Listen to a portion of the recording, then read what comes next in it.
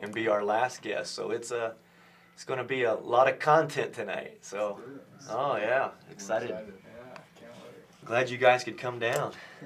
This is Bob Fitzgerald. He's our producer. How you doing, Bob? He owns the studio with Brave Haven here. I'm glad you guys found it okay. Yeah, we made it.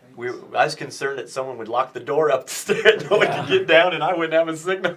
Well, it doesn't look like it. Yeah. It looks like a condos or something. You know, you could drive right by. Yeah, so Bob's tucked away down here in the bottom, and this is our third show. So we've got a lot of stuff kind of going Your on. third one? Yeah. Cool. So when was your first one? How long ago? We did it 3 weeks ago, I think. It was the 10th. Yeah, it was like a Saturday morning. No, it was mid-morning. It was the week before the 10th. Mm-hmm. Yeah. So how do I get some of my friends or things to view it? Like, what's the link? He'll tell you. You can go to the Coach Scott Field, CoachScottFields.com. Is it on your Twitter? The link to it? Well, actually, I put CoachScottFields.blogspot.com, but he says you can go directly with just CoachScottFields.com.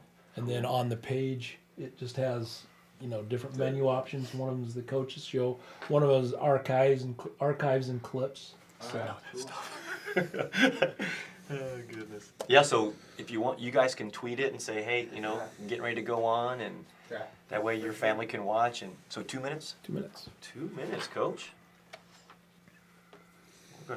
What I'm gonna do, Coach, just when we start off, I'm just gonna talk about, how we picked up followers this last week. Talk about the number of hits that we've had. We picked up some new international countries that viewed us this last week alone. So I'm gonna kind of thank them, and then we're gonna get right into talking some hoops, buddy. Good deal. Matter of fact, you guys had fun at that All-Star game, huh? yeah, that's lots of fun. Yeah. It was fun.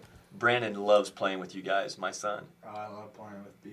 He's awesome. Yeah, he's big time. What's his plans, Coach? He has 2 visits set up. Yeah.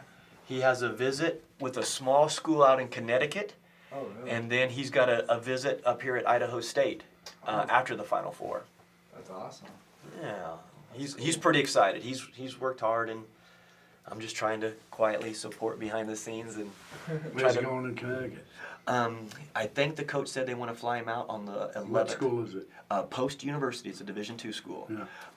The coach was actually one of the shooting coaches with the Knicks, Al Sokolides. Yeah. So nice guy, energetic. Matter of fact, he coached Keith Smart's brother. Yeah. So it's a small world. Yeah, it's basketball. You bet.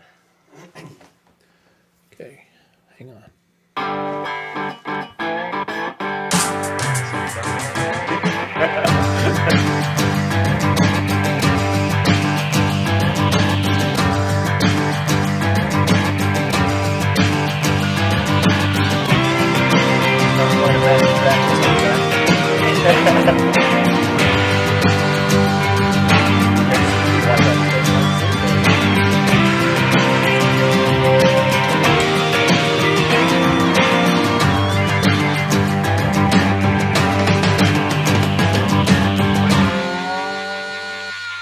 All right, and welcome to the Coach Scott Field Show. Tonight in the studio, we've got Frank Layden. Go ahead and take it away, boys.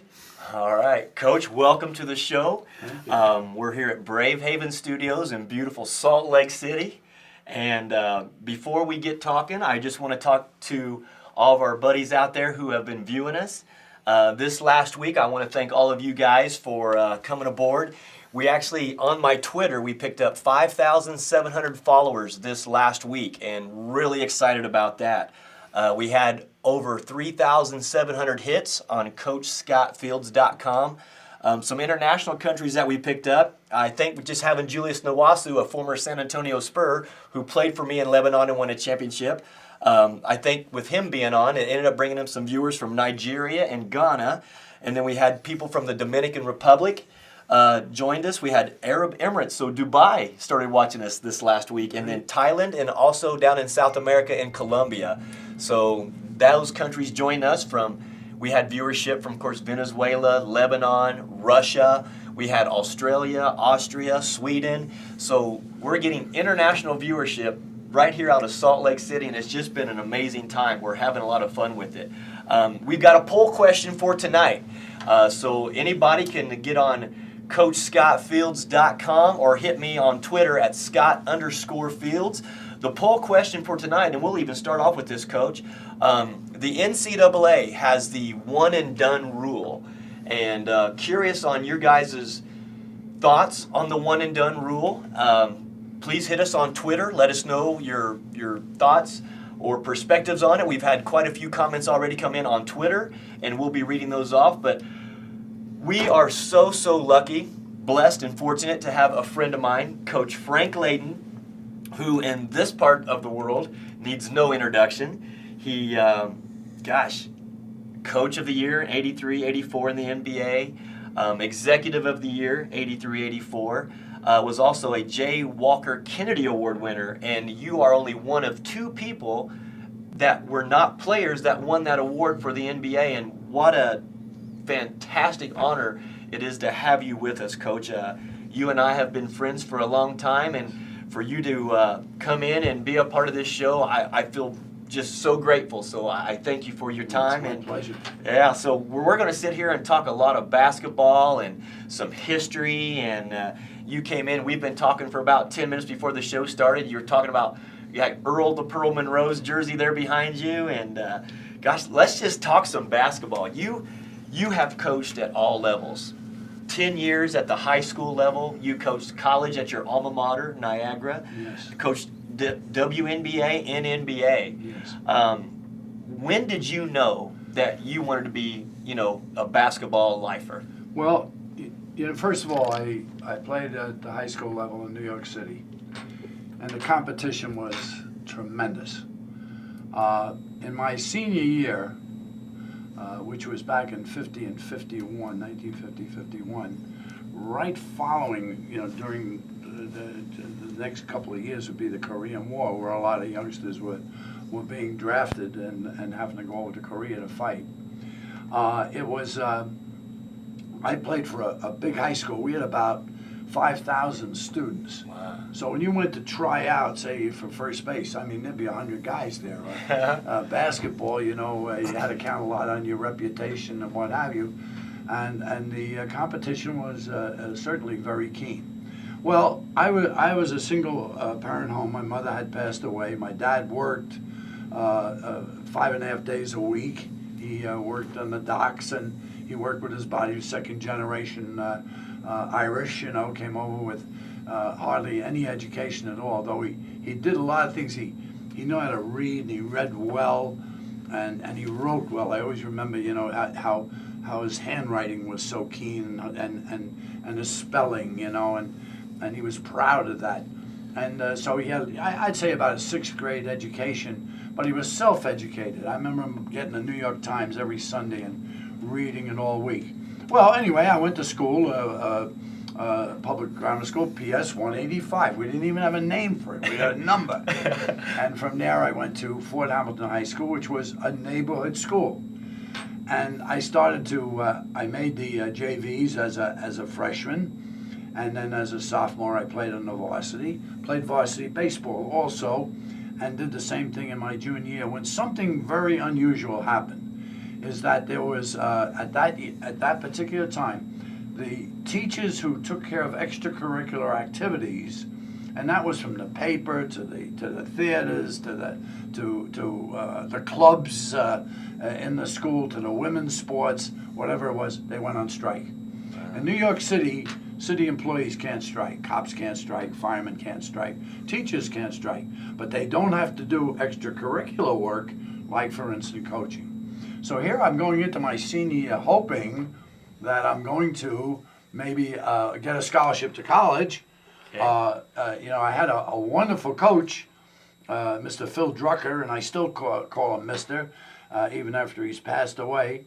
But I played baseball and basketball. I had a wonderful junior year, and this hasn't been equaled yet, that I led New York City in home runs and scoring in the same year. Wow. All right? And so the home run record has been broken, obviously, afterwards. Crane Pool, who was the first baseman for the Mets, broke it. then the scoring record, of course, has been now. I think I won the scoring title, averaging around 17 points a game. Now I'm sure they score 35 points a game. But you know, and my coach encouraged me. You know, he knew my dad didn't have the money, and he said, you know, if you study hard, and you keep improving, and I think you got a chance to get a scholarship to college, and I'll help you as long as you help yourself. That was great advice, you know, and I learned by that, and I was indebted to this man. A lot of people like to give credit to their fathers or their mothers. Of course, I didn't have a mother, and my father, he deserves the credit that he supported me all the way. I mean, I always had a glove. I always had cleats. I always had good sneakers. I mean, he always had money to give me. We didn't have a lot of money in the family, but I always had money to play sports. Yes, sir. And he thought there was a lot of value in it. So anyway, there in my senior year, no sports. Wow. No baseball, no basketball. So I got a call from a fellow who was a coach in the Flatbush Boys Club. You have heard, everybody's heard of the Boys and Girls Clubs. Sure. And I went down there, and lo and behold, some of the stars from around Brooklyn were there. He had called up these people and said, hey, come and play here. And so we ended up playing together. I was playing with better players than I would have if I had been just playing against high school kids, you know. I was playing with and against the best players in the city every game, and then we had about, out of maybe a 30-game schedule, maybe 15 of the games were against college freshman teams. Wow. So it was a great way to get exposure and also to get a feeling, can you play at this level? And so anyway, it turned out that I had decided to go to Long Island University under Clab B, who was the coach there. And I used to, after school, go and work out at Long Island University, which was right in the heart of Brooklyn. Saying it was Long Island University was a stretch. But we worked out at a YMCA that had a big gymnasium, a central YMCA, and that's where, and then we worked out in the Garden a lot because that was really LIU's home court, Madison Square Garden. Well, anyway, everything was going along good, and one day I came in, and they said, well, we've been hit. And they gathered us together, those that I had a letter of intent to go to LIU. I liked their baseball program. They played Nebbits Field, and I thought I'll play baseball, basketball. If you didn't, they didn't have dorms, so they used to give you the cash that would take care of your living, and I could bring that home to my family, my two sisters and my dad, help them out. When I remember the Picarello was the name of the assistant coach, and he got us all together. There was 7 of us, and he said, "Fellas, LIU is not going to play basketball anymore because it was the time of the scandals." Mm-hmm. Now, a lot of people out there might not have remembered, but back in the late 40s and 50s, New York was rocked by gambling, and a lot of the college players were picked up. CCNY that won both the NCAA and the NIT in the same year, all right, and had great players. Was 6 of their players were arrested. LIU, who might have had one of the great college teams of all time. And after a while, it not only was in New York with LIU, NYU, CCNY, City College of New York, Manhattan College. It was all over the place. LIU, of course, and then Kentucky was involved, and there were several other schools that were involved across the country, and a lot of those schools chose not to play anymore, at least for a cool down period. Yeah. NYU has never recovered, and that's one of the biggest and wealthiest universities in the world. They still play Division III sports. Mm-hmm. So anyway, when that happened, I went to St. John's, and I asked down there. At that time, Joe Lapchick was coaching, and I asked about going there. I had an offer from them earlier, and they said, we've given out all our scholarships. So I said, but we'll help you. We have a sister school, Niagara University, and Niagara University used to come into the Garden and play. In fact, they beat that great CCNY team in the Garden. Wow. And I said, well, so the coach called me that night. They called the Coach John Taps Gallagher. He called me that night, and I took it. I never saw the school. It's located in Niagara Falls, and I decided to go there. And it was typical of a lot of little Catholic schools in those days. We had about 2,200 students, and our arena sat 18,000. We were like Villanova and Seton Hall and you know, the teams that play St. John's and play in New York. So anyway, I went there, and it was the perfect place for me. I played.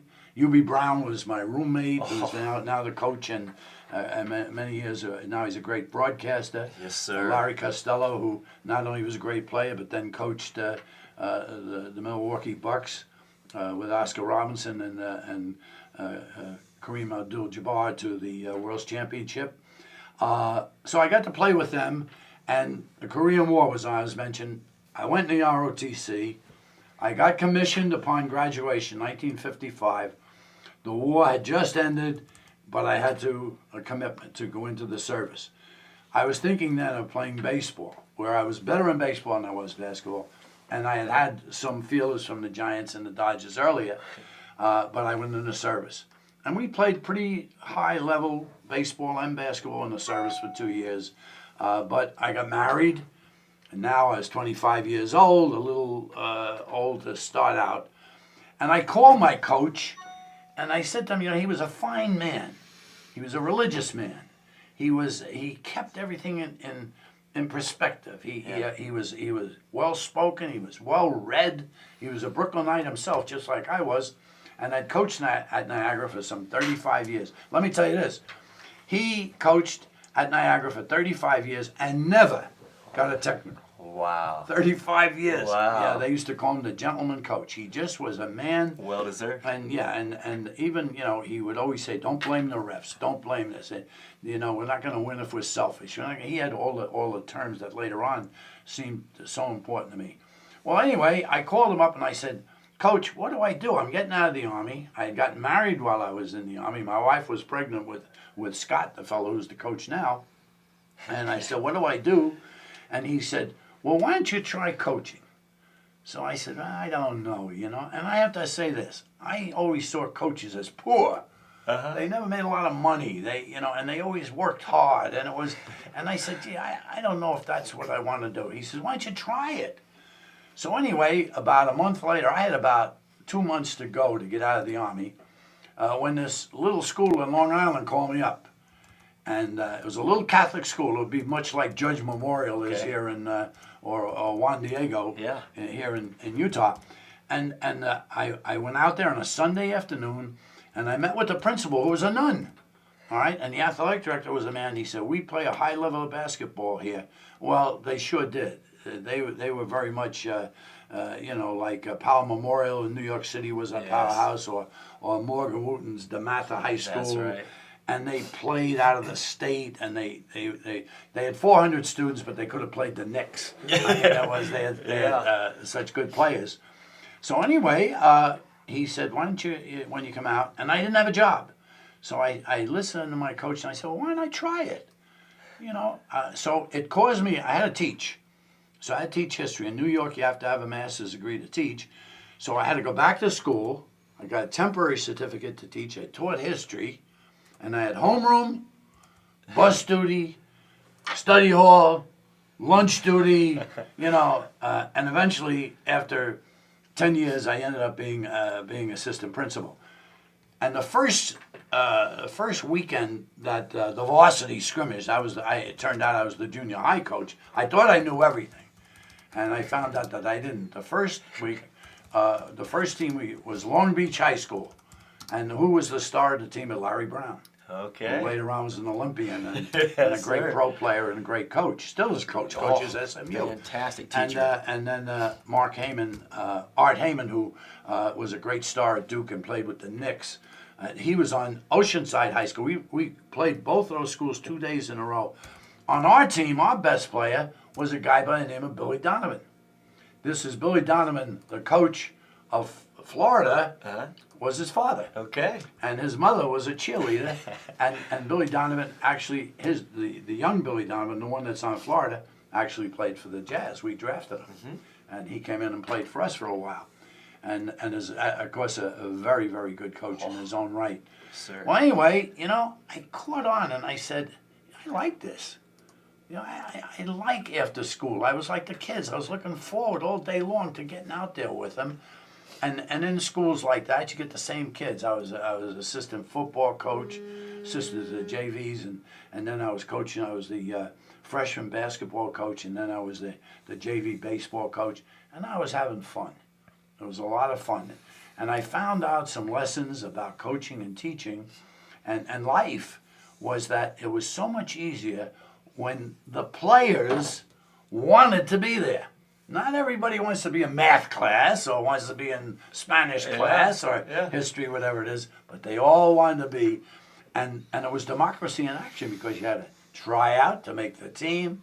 The best survived, the best went here, the others went down here, and it was almost like life. And you have to obey the rules and what have you. Now, you asked about it being life. You know, I liked baseball as much as I like basketball. Now I like baseball better. Yeah. I liked football. Football requires a lot of teamwork.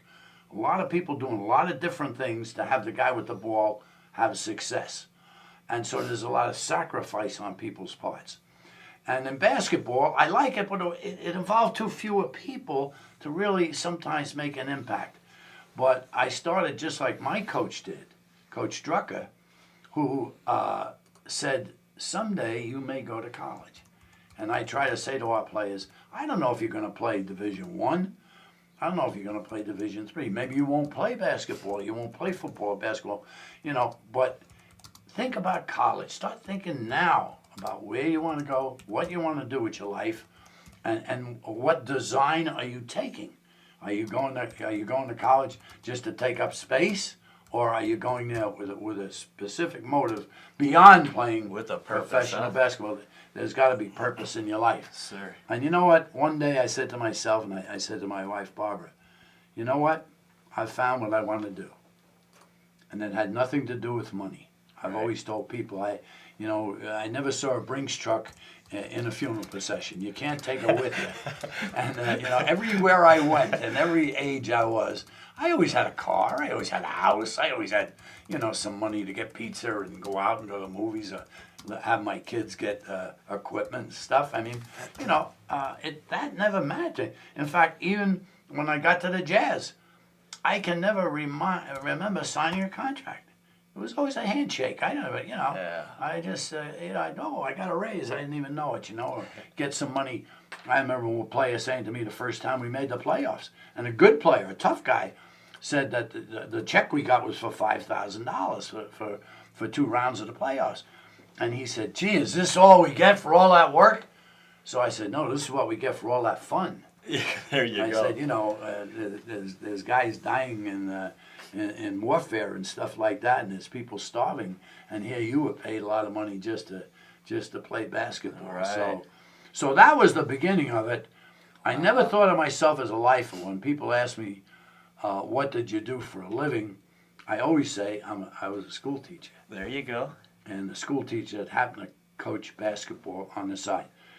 But the fallout of basketball, if I had to say this, it not only provided a good life for my family and myself, and I didn't care about the accolades or the thing. I always thought if we win, we'd all get something, We'd make a little more money, we'd get some awards, Our first playoff team, we had the league's leading shot blocker. We had the league's leading three-point shooter. We had the steal maker. We had the league's leading rebounder and shot blocker. We had we had a comeback player of the year and the high scorer of the league in Adrian Dantley. And I realized Another DeMatha guy. You put those guys together, and they made a very good team. They all had roles. They all made their roles very good. But to me, we all have an obligation to go beyond basketball. With the pros, we had chapel service. A lot of players go away for the first time in their lives with a lot of money. Then we had a wives club, and we took the wives and tried to get them back into college and get them focused on doing things they wanted to do before school. We had a bonus for players who went back to college and finished. They got their degrees. Ricky Green, Adrian Dantley went back to Notre Dame. His mother told me she was prouder when she saw him get his degree at Notre Dame than she was when he got his gold medal in the Olympics. Wow. So we started book clubs, we started theater clubs. And we'd go on the road and we'd watch, go to plays. I had one kid who was born in New York, and he said to me, we went over to Broadway to see a play, and he came out and he said, "Wow, how long has this been going on?" He had never Introduced him to a new world. Yeah, huh? he had lived in New York and had never been to a play in his life. So and so we tried to do that with the idea that basketball is temporary. This is permanent. There you go. And you've got to have appreciation of a lot of things, and money won't buy them. Money won't buy smart. Yeah.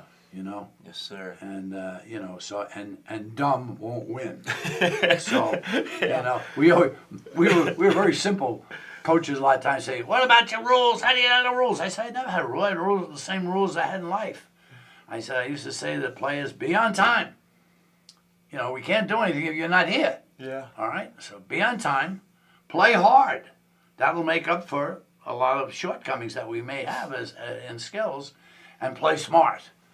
And if we do that, and teams, we see the old Celtic teams or the current Spurs team, Oh, unselfish and smart, yes, sir. and then go out and do the best you can. Let's say, well, what if the players stayed out? I used to say to players, you're men. I'm not going to treat you like Boy Scouts unless you prove to me that you can handle it. I said, nothing good happens after midnight. Yeah. So true. if you're out after midnight and you get in trouble, all right, then I'm going to have to take serious action. Yeah. I'd have to listen. When the Lord gave us the rules of life, they were kind of short, weren't they? The commandments. I mean, he didn't give us, the NCAA gave us, they got this, Yeah. they got this many 400-page pamphlet. Yeah. But here we have 10 simple rules. So it takes common sense. And if you don't understand, you don't get on board, then you don't play for the Jazz. Yeah. You Yes, don't sir. play for Niagara. Right. And you wouldn't play for Seton Hall High School where I was at. We did it when we came. Sneakers were tied, socks were pulled up.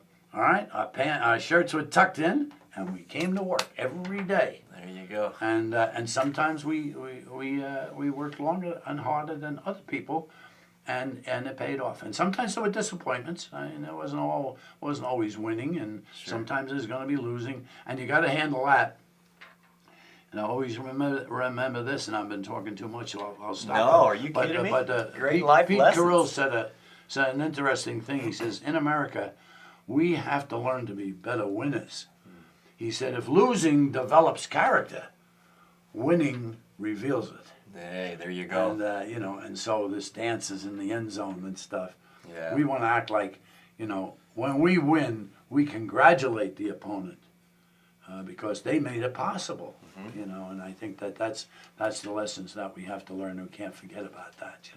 Well, And I used to have things. I would have got arrested if I was coaching today. I was in high school and I had crew cut or B cut. Uh-huh. If you tried out for the Yeah. team, you had to have a crew cut. Yeah. I had mothers come to me. Oh, I can't cut my kid's hair. Well, then let him play for your team. If he plays for my team, he's got to have a crew cut. You got to look for sacrifice. And then I used to have a contract, and the mothers and fathers had to sign a contract with me. I couldn't live with the kids, but they had a guarantee that the night before a game the kid was home. They weren't going to be drinking. They weren't going to do this. And I'm sure some did, Yeah. and some maybe did it and played good. Yeah. I understand that, but I think it was a good idea to know that life is going to be, you're going to be judged by the rules that are set in front of you and how you obey them, There you go. And Well, so, Coach, I'll tell you what, it's refreshing and powerful to hear you talk about the principles and the ethics and the integrity, of the game and how you kept it simple.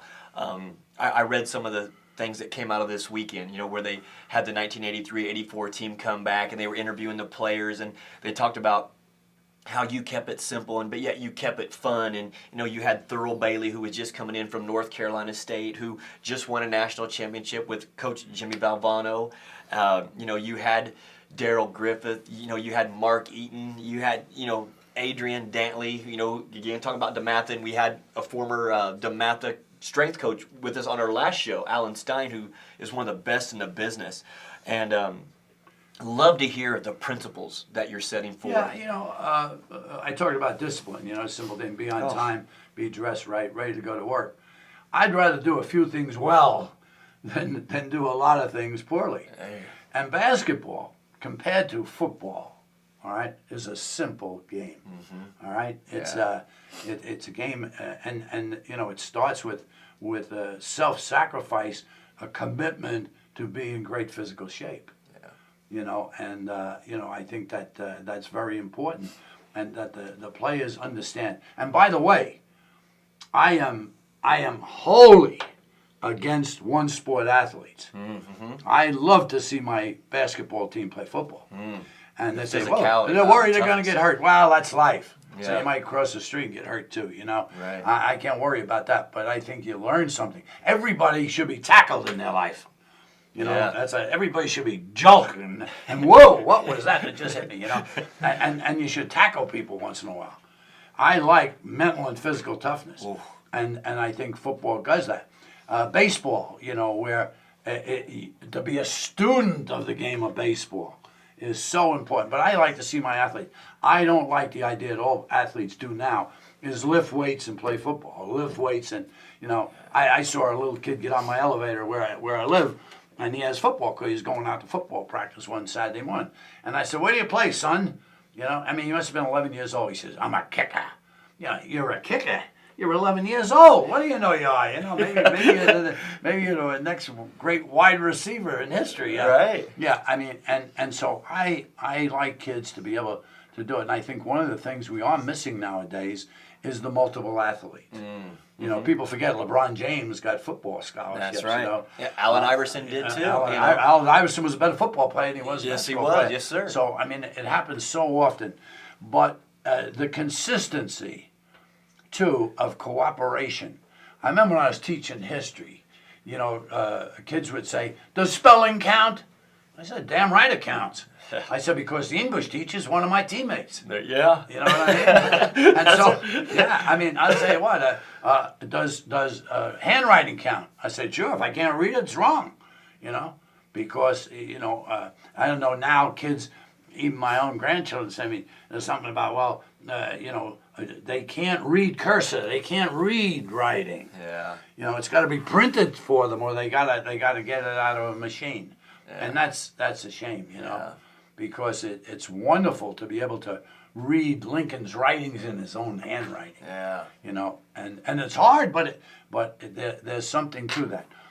I wasn't difficult in trying to tie in. I didn't punish athletes with the idea that if you didn't do this, you wouldn't get that. I tried to keep them separated. To me, to hang those things over the head of an athlete may not be fair in terms of how the other students are related. Now, I'm not saying I favored athletes, but for instance, let's say we had an athlete who broke a rule, a school rule, a civil rule. They'll take care of it, all right. But now it's within our family, and my idea, instead of punishing them and saying you can't play, you know what I do? Make them do something constructive. There you go. Go feed the poor. There you go. Go help pay. Give back to the in community. the habitats. Give back to the community and do something that helps. Taking that away from kids doesn't make any sense to me at all. You know? What are they learning from it? Yeah, they're not learning anything from it.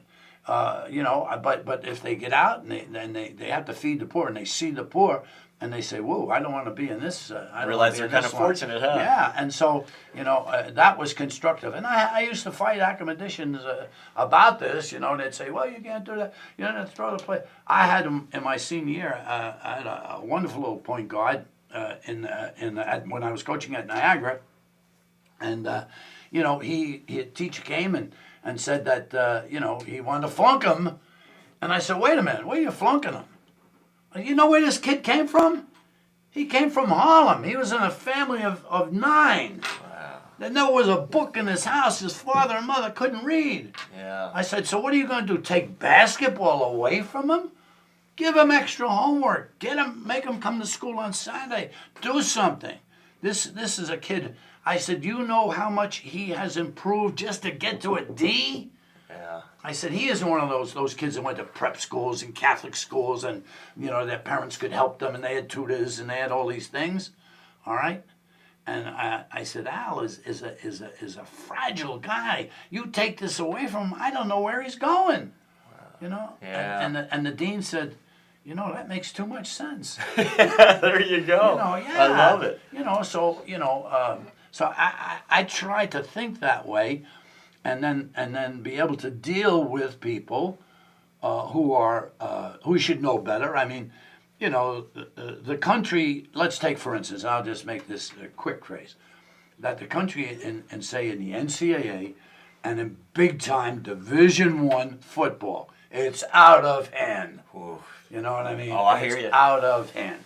And the presidents of the schools and the chancellors and the board of directors and everything are afraid to step in and say there is something wrong here. Yeah. We have to bring it back. Now, maybe years ago, if they had given coaches tenure or what have you, but instead we reward a degree of excellence with money. Yeah. And money talks. That isn't what sports are supposed to be about. Yeah. They're supposed to be about my little point guard Al, who was at one time then eventually graduated. He graduated in 4 years. There you go. And now is a successful businessman.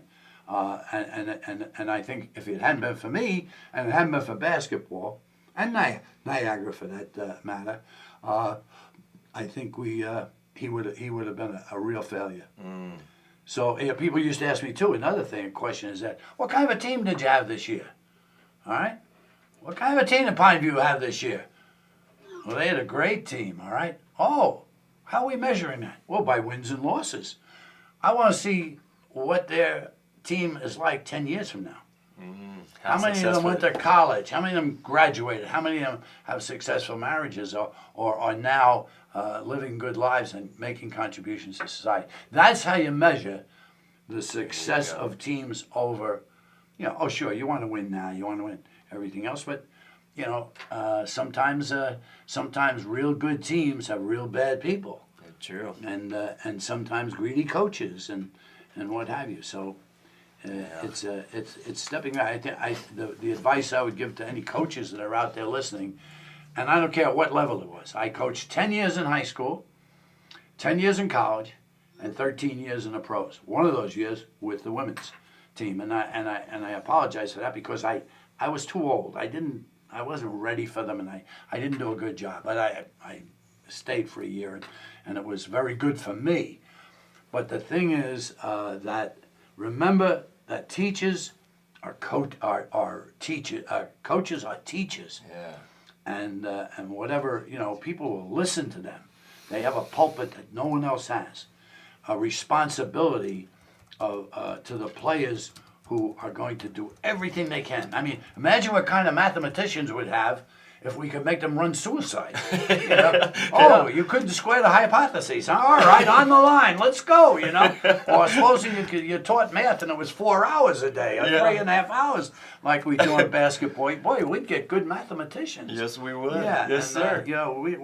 We'd cure cancer tomorrow. If Vince Lombardi ran the country, I mean, we would have won in every area we went into. There you go. So, there you go. Well, anyway, I can't say anymore. What's your second question?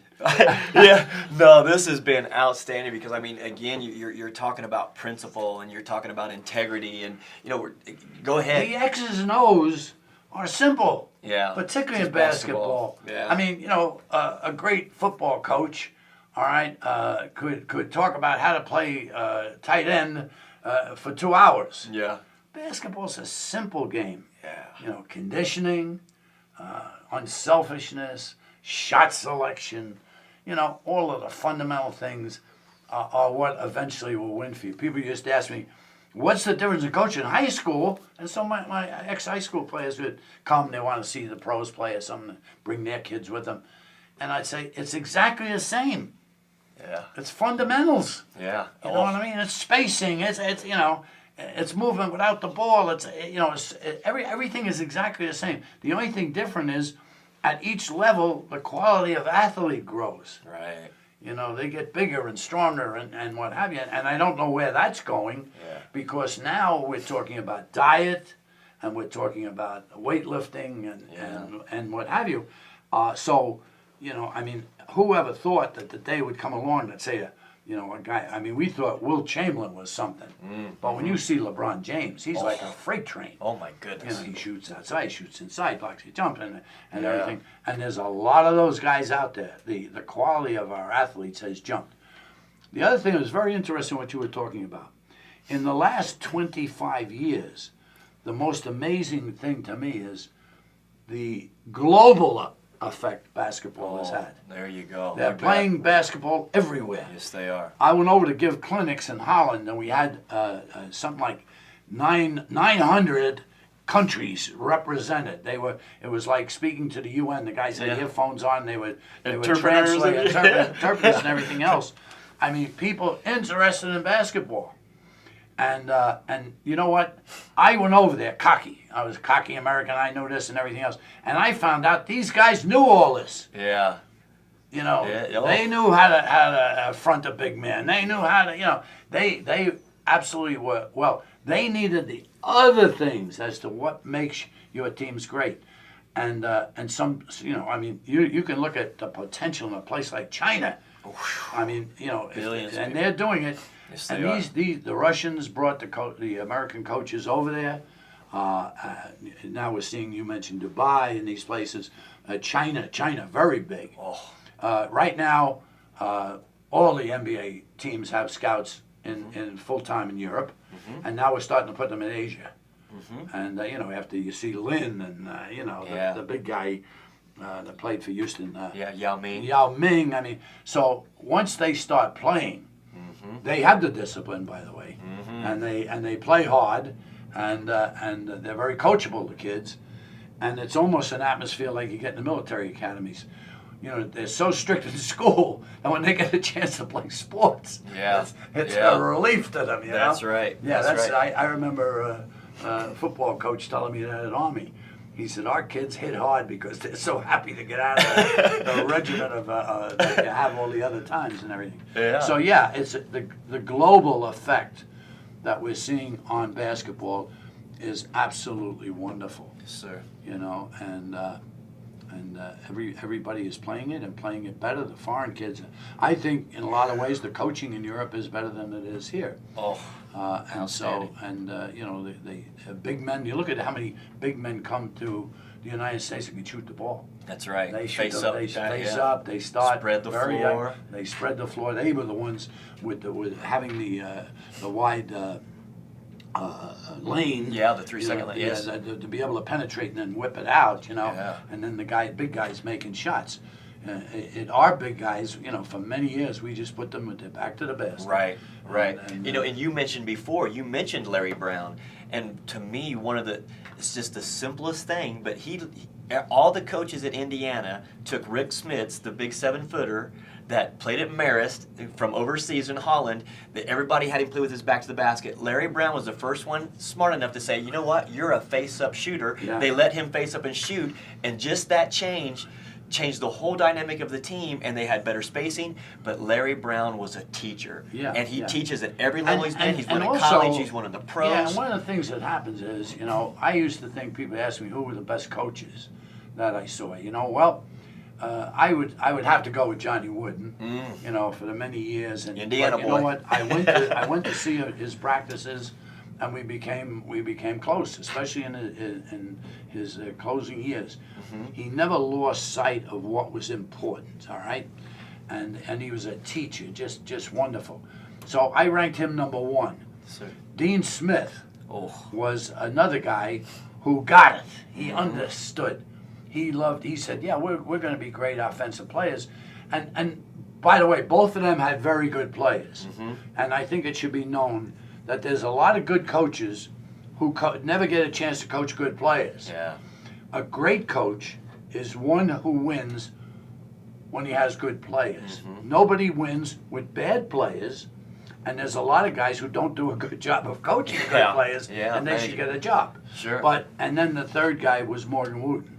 All right, Morgan Wooten was the first guy, and he taught me to coach with the clock.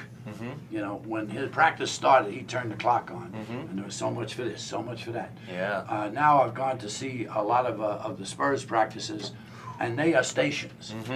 Coach Popovich likes to break his teams up and work on their individual skills. Yeah. And it's no accident when you see how they run without the ball, because it's constantly being drilled into their heads. Repetition. Over. That's right. And of course, when kids, I used to talk, and I remember Rick Majerus, the great coach at the U, when I talked at his clinics, I used to say, what's the most important thing in basketball? What is the most important thing? Kids will say, defense, rebound, this, that, everything else, baloney, shooting. We never gave a scholarship yet to a guy that averaged 5 points a game. Yeah. You got to put it in the basket. I mean, I get loose, but if I can't shoot, shooting. And it's amazing. People would come and watch the Jazz practice and was surprised at how much time I spent at shooting. Yeah. And then afterwards, guys who couldn't shoot, Karolinko, for instance, we'd keep him for hours afterwards to learn how to shoot. And it was Ricky Green. He was All-American at Michigan. All right, he tried out. He got drafted. He tried out. He didn't make it. He was 5 years in the minor leagues. What he learned in the minor leagues was to shoot the ball. And when he could shoot, he became a great and all-star. John Stockton, he asked me at the end of his first year, what can I do to improve my game? I said, shoot the ball, son. You've got to have range. You've got to get outside the three-point line. Because if you don't, then they're going to be playing 5 against 4 against us. Backing off. And the same thing with Karl Malone. Karl Malone went from the worst free throw shooter in the league to one of the best. Yeah. And so shooting is so important. Passing the basketball and catching it and then dribbling it. 3 simple skills. You bet. In baseball, hit it. Yeah. If you can hit, they'll find a place. They'll invent the position. That's right. They'll find a place if you can hit. Yeah. And if you can throw, they'll find a place for you. But basketball, you can practice by yourself. You work on those skills by yourself. Be in great shape. Improve your jumping ability. If you're in good shape, you don't get sick. You're not going to miss practices. You're not going to miss games, and you give yourself a chance to win. Well, and you're talking about those things. Think of the longevity that a John Stockton and a Karl Malone had, because they kept themselves physically prepared. They were mentally tough, and they were just. I mean, you don't see players taking care of themselves like that anymore. No, and that's why John was one of the best guys at setting a pick that I've ever seen. And he'd get up in those guys' He ribs. didn't care how big they were. Yeah. And I never forget this, is Karl Malone. We were playing an exhibition game in Albuquerque, New Mexico, at the university there. And during the game, he gets his finger bent back. I mean, my stomach turned when I saw it. The doctors rushed him inside. I said to myself, "Oh, we're going to lose him now for a month.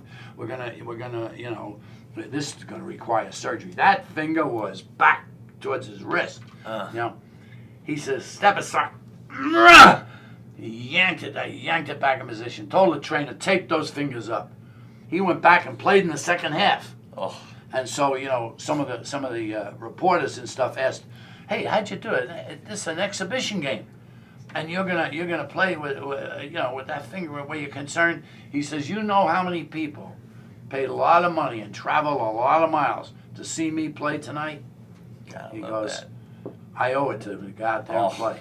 Gotta love that, Coach. Another story I'll tell you is about being in the team. Is Thurl Bailey. He was a second-year player with us. We were down, and Thurl was a better pro than he was a college player. Jimmy Valvano told me, he said, "He's going to get better and better, Coach. You get him. He's a racehorse. He's a thoroughbred." And so anyway, we were down in Dixie College. And like a good teacher, I always kept my students in front of me. I didn't like guys to work around. But I don't know, one day we were having a morning practice, and I was going to talk about the evening practice, and I let the players get around me in a circle. And while I was talking to him, I was saying, well, tonight practice is at 6, and we're going to do this, and we're going to do that. When suddenly I heard, hey, shut up! The man's teaching us how to win! And it was Earl Bailey yelling at some rookies. Oh. And the rookies, you know, they were probably saying, hey, what are we going to eat now? What are we going to do? It's just simple stuff. But the whole thing got quiet. But it told me, we're going to have a good team this year. That's right. There you go. I said, these guys are listening to the man. Yeah. And I used to say to them, I'm not the brightest guy in the world, but listen to me, and we're going to win a lot of games. There you and go. you're going to make a lot of money, and you're going to be very famous. Wow. You know. Great stuff. Well, Coach, I've always looked to you, you know, as a mentor and a friend.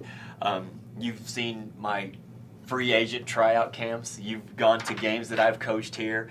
And, you know, I always would try to pick your brain or, you know, what can I do better? And, you know, you've always given me great advice. And I've stuck to those things that you've shared with me. And it's helped me advance in my career. And I thank you for that. I can remember you telling me a couple years ago when I was observing, again, advice from you. You're like, hey, just, you know, get a hold of Coach Sloan and see if you can go observe their practices. So when I was between jobs, Coach Sloan allowed me to come in and watch practices and learning the things that, you know, he was teaching and the principles and just the fundamentals and just there's so many things that it reinforced the passion that I have. And, you know, you said, hey, make it a job to get a job. Make it a job to get a job. The other thing I always emphasize is it's got to be fun. Yeah. You know, life's too short. And if basketball is not fun, you're not going to enjoy going to practice. You're not going to enjoy it becomes a looking job, forward to doesn't it? Yeah. What and that goes for the parents. It should be fun when they go to games. There's too much anguish. Yeah. Oh. All right? And if you're a ref, the same thing. It should be fun to referee. And the relationship between the parents and the referees should be an authority thing, just like real life is. And the players the same way. Play within the rules. Play as hard as you can. I mean, you know, I had one time, we had just lost a 7-game series to the Lakers. Might have been the greatest team in history. It was the one with Magic and Jabbar and Worthy. I mean, it was some great team.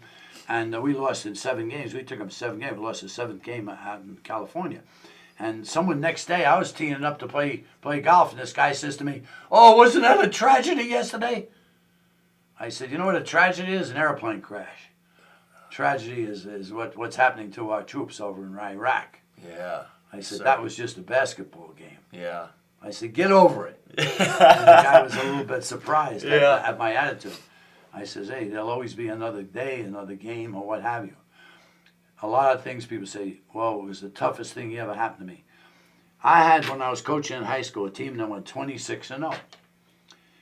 We went undefeated in the regular season. And how we did it, our playoffs, everybody was in the playoffs, all right? And there was 2 conferences, one Nassau County, one Suffolk County. We were in Suffolk County. And the last place team would play the first place team. Mm-hmm. And that's how they got through it. And there was 12 teams in each of the conferences, all right? And in that first game, we were playing the worst team. This was a team of future ministers. They were religious fellows and stuff like that. And we got upset. And I went in that locker room, and I saw how sad and how bad those youngsters felt because they had worked hard. And I said, fellas, what a wonderful opportunity. What a wonderful year you've had this year. I said, now today you saw what life is about. Sometimes, you know, your mom and dad are going to die, or you're going to lose a brother. Or, you know, things aren't always the way we would like them. I said, a perfect world, we would have won tonight and then continued to win. It doesn't always work that way. I said, all you do is you ask yourself, did I do the best I possibly could? There you go. And if you can walk off the court saying, I don't leave, I'm not taking anything with me, I'm leaving it all there, then you can live with losing. There you go. Yeah, because you're not going to win all the time. When Vince Lombardi said, winning is the only thing, he must have thought that when he was dying of cancer. You don't always win. Yeah. So, and with that, we accept checks, credit cards, any kind of income. There you go. Yeah. Well, you know, we've got a poll question tonight, Coach, and I want to get your thoughts on it. You know, the NCAA right now has what they call the one and done rule. What are your thoughts or impressions, initially when I say, how do you feel about the NCAA one and done rule? In an ideal world, in an ideal situation, in which all of the athletes were going to school with one thing in mind, and that was to get a degree. Yeah. Remember I mentioned before, basketball is temporary. That's right. Your intellect is permanent. And, it's a pleasure to see Bill Russell, who's an intellectual. I mean, go out and lecture and stuff like that. If the goal of the college was to make sure that those athletes were going to get the best possible education, regardless of how they played basketball, then I would say, by all means. Mm-hmm. It could change. Mm-hmm. We could go back. Remember in the days they used to have freshman basketball. Yeah, when you was a freshman, you could only play freshman basketball. You could only play freshman basketball. Yeah. Bill Bradley played freshman basketball. Right. So you played freshman basketball, and then your sophomore year you went in. So you at least had a year there. Can we deny people from making a living, or these? Well, I can say this: the one and done rule has hurt the NBA. It hasn't helped it. Yeah, it's kind of saturated with talent that's not physically or mentally They're not prepared. ready. They're not ready mentally. Yeah. You know what I mean? They're not ready. Those 18, 19-year-old kids going into the NBA, it's a whole different ballgame. Yeah. And all of a sudden they're playing, I looked yesterday at the NCAA games, and I saw that kid from Duke that, is probably the best player in the country. Jabari Parker. And Wiggins and stuff like that. Andrew Wiggins. Now, let's say that the Utah Jazz tomorrow got Wiggins. Mm-hmm. How many more games did they win? Yeah. He's not ready. Right, yeah. And neither is Parker. Parker can't guard his lunch. Right, yeah. Don't quote me. Yeah. But that's the truth. Okay, yeah, it's true. Right, it is he's true. never had to do it. Well, you heard Charles Barkley. He says, well, if he's only going to get 6 points against Mercer, he ain't ready. And I was like, Well, Charles, I appreciate you being so, blunt and on the honest. other hand, you see LeBron James. Oh, now that's a freak. He's a Yeah, freak. well, he gets out and he plays. I'm not saying they shouldn't do it or they couldn't do it. Baseball and hockey have been doing it for years. Yeah. Hockey especially, they sign those young kids to the junior leagues up in Canada and what have you. I'm not saying whether it's right or it's wrong or what have you. But I think that the colleges themselves, and I'll start right with, let's start with football. Mm-hmm. All right? Too many games. Mm-hmm. 13 games. Now they're going to have playoff. Yeah. It's all about money. Yeah. It's not for the benefits. Too many hits, too many practices, spring practice. Now, we used to have football players who ran track, played baseball, did all different things, right. And so, the Heisman Trophy winner this year is pitching for Florida State. The thing is that we're denying those kids an opportunity to expand their goals. So, basketball. How many games in a row did Wichita State win? 35? Yeah, 35 games. 35-0. Then they played. Now, these are guys who are not, by the way, Ivy Leaguers. Yeah. And you mean to tell me that they can play 35, 36 games and still pass? Then you got to investigate the academic standards of Wichita State. Interesting point. I mean, how the heck can you miss that much school Yeah. and still get through class? Sure. So, I mean, the administrators are foolish if they think that they're fooling society. Let's face it, it's about money. And unless you take the money out of it, then it just doesn't make any sense. Yeah, yeah. It doesn't. And so the kid who leaves early, all right, is and even says it. How if I'm a Kentucky fan and every year 4 of their players leave, Yeah. how can I be a fan of that? Yeah. You know what I mean? I don't understand it. Yeah. Or even locally, what happened here, we had a 100-year rivalry between BYU and Utah, and we cut it off. Yeah. As if it didn't matter. Yeah. But it really mattered to a lot of people, but it was all about the money. Sure. It's Conference alignment and greed and conference money. alignment and everything else, and recruiting and all these other things. And they could still play. They could play each other the first game of the year. Right. But instead they want a cupcake.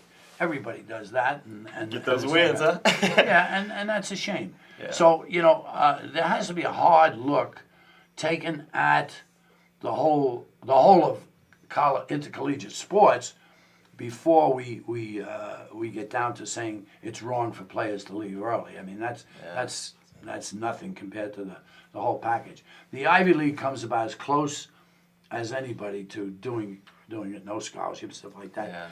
Yeah. I think that the military academies, I always thought in my own life, I would have loved to have coached at West Point for a couple of years. To have those kids who are future Generals, paratroopers, right? And very bright, and to coach them, and I think that would have been something special.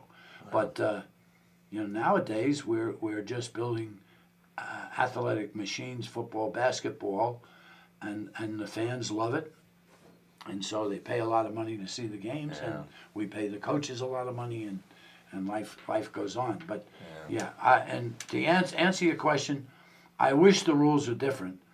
I don't think that legally they can be different. I don't know how you deny a person from going out and making a living if he can do Well, they can go to war at 18. Why would There's a lot of things. They certainly can go to war at 18, and it's almost like we have done is involving. Someone said to me, "Should we pay the players?" Definitely. So someone said, "Well, I don't have to pay the women." Well, no, only pay those who have income producing. If the gymnastic team fills the arena and they make money, then yes, the gymnastics people should get paid. And someone said, "Oh, they get a scholarship and this and that." And I said, "That's a lot of baloney." You know what I mean? Why shouldn't they share in that? Some of them are going to end up with their brains scrambled. And die earlier than they probably should in their lives. And by the way, it's not like they're denying the money from the library or something. The money is going into athletics. Right. It's not going to the school. Sure. So sure. Yeah. On that question, right now I'm not ready to say that there's something wrong with the kid living. I'm on the side of the athlete in that case. It's interesting. The guy who was the first draft pick last year, the first player picked, I think for Cleveland, can't get a game. The kids that are coming in to the NBA, I think the quality of the NBA has come down somewhat. But the fans keep turning out. There's probably too many teams.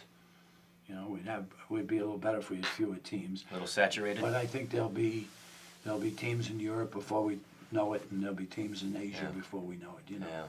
Well, so, I knew we had a comment earlier, Coach, and thanks so much for all your wisdom and experience and the nuggets that you've shared with players and coaches who are viewing. A wealth of knowledge that you bring to the show tonight, and I thank you for that. One of the viewers in Indiana said that he'll always remember when Morgana come jogging across the floor and gave you a kiss. By the way, there's going to be a special on Morgana. She's retired now. Okay. And she's a lovely little lady. She's lost a lot of weight and what have you.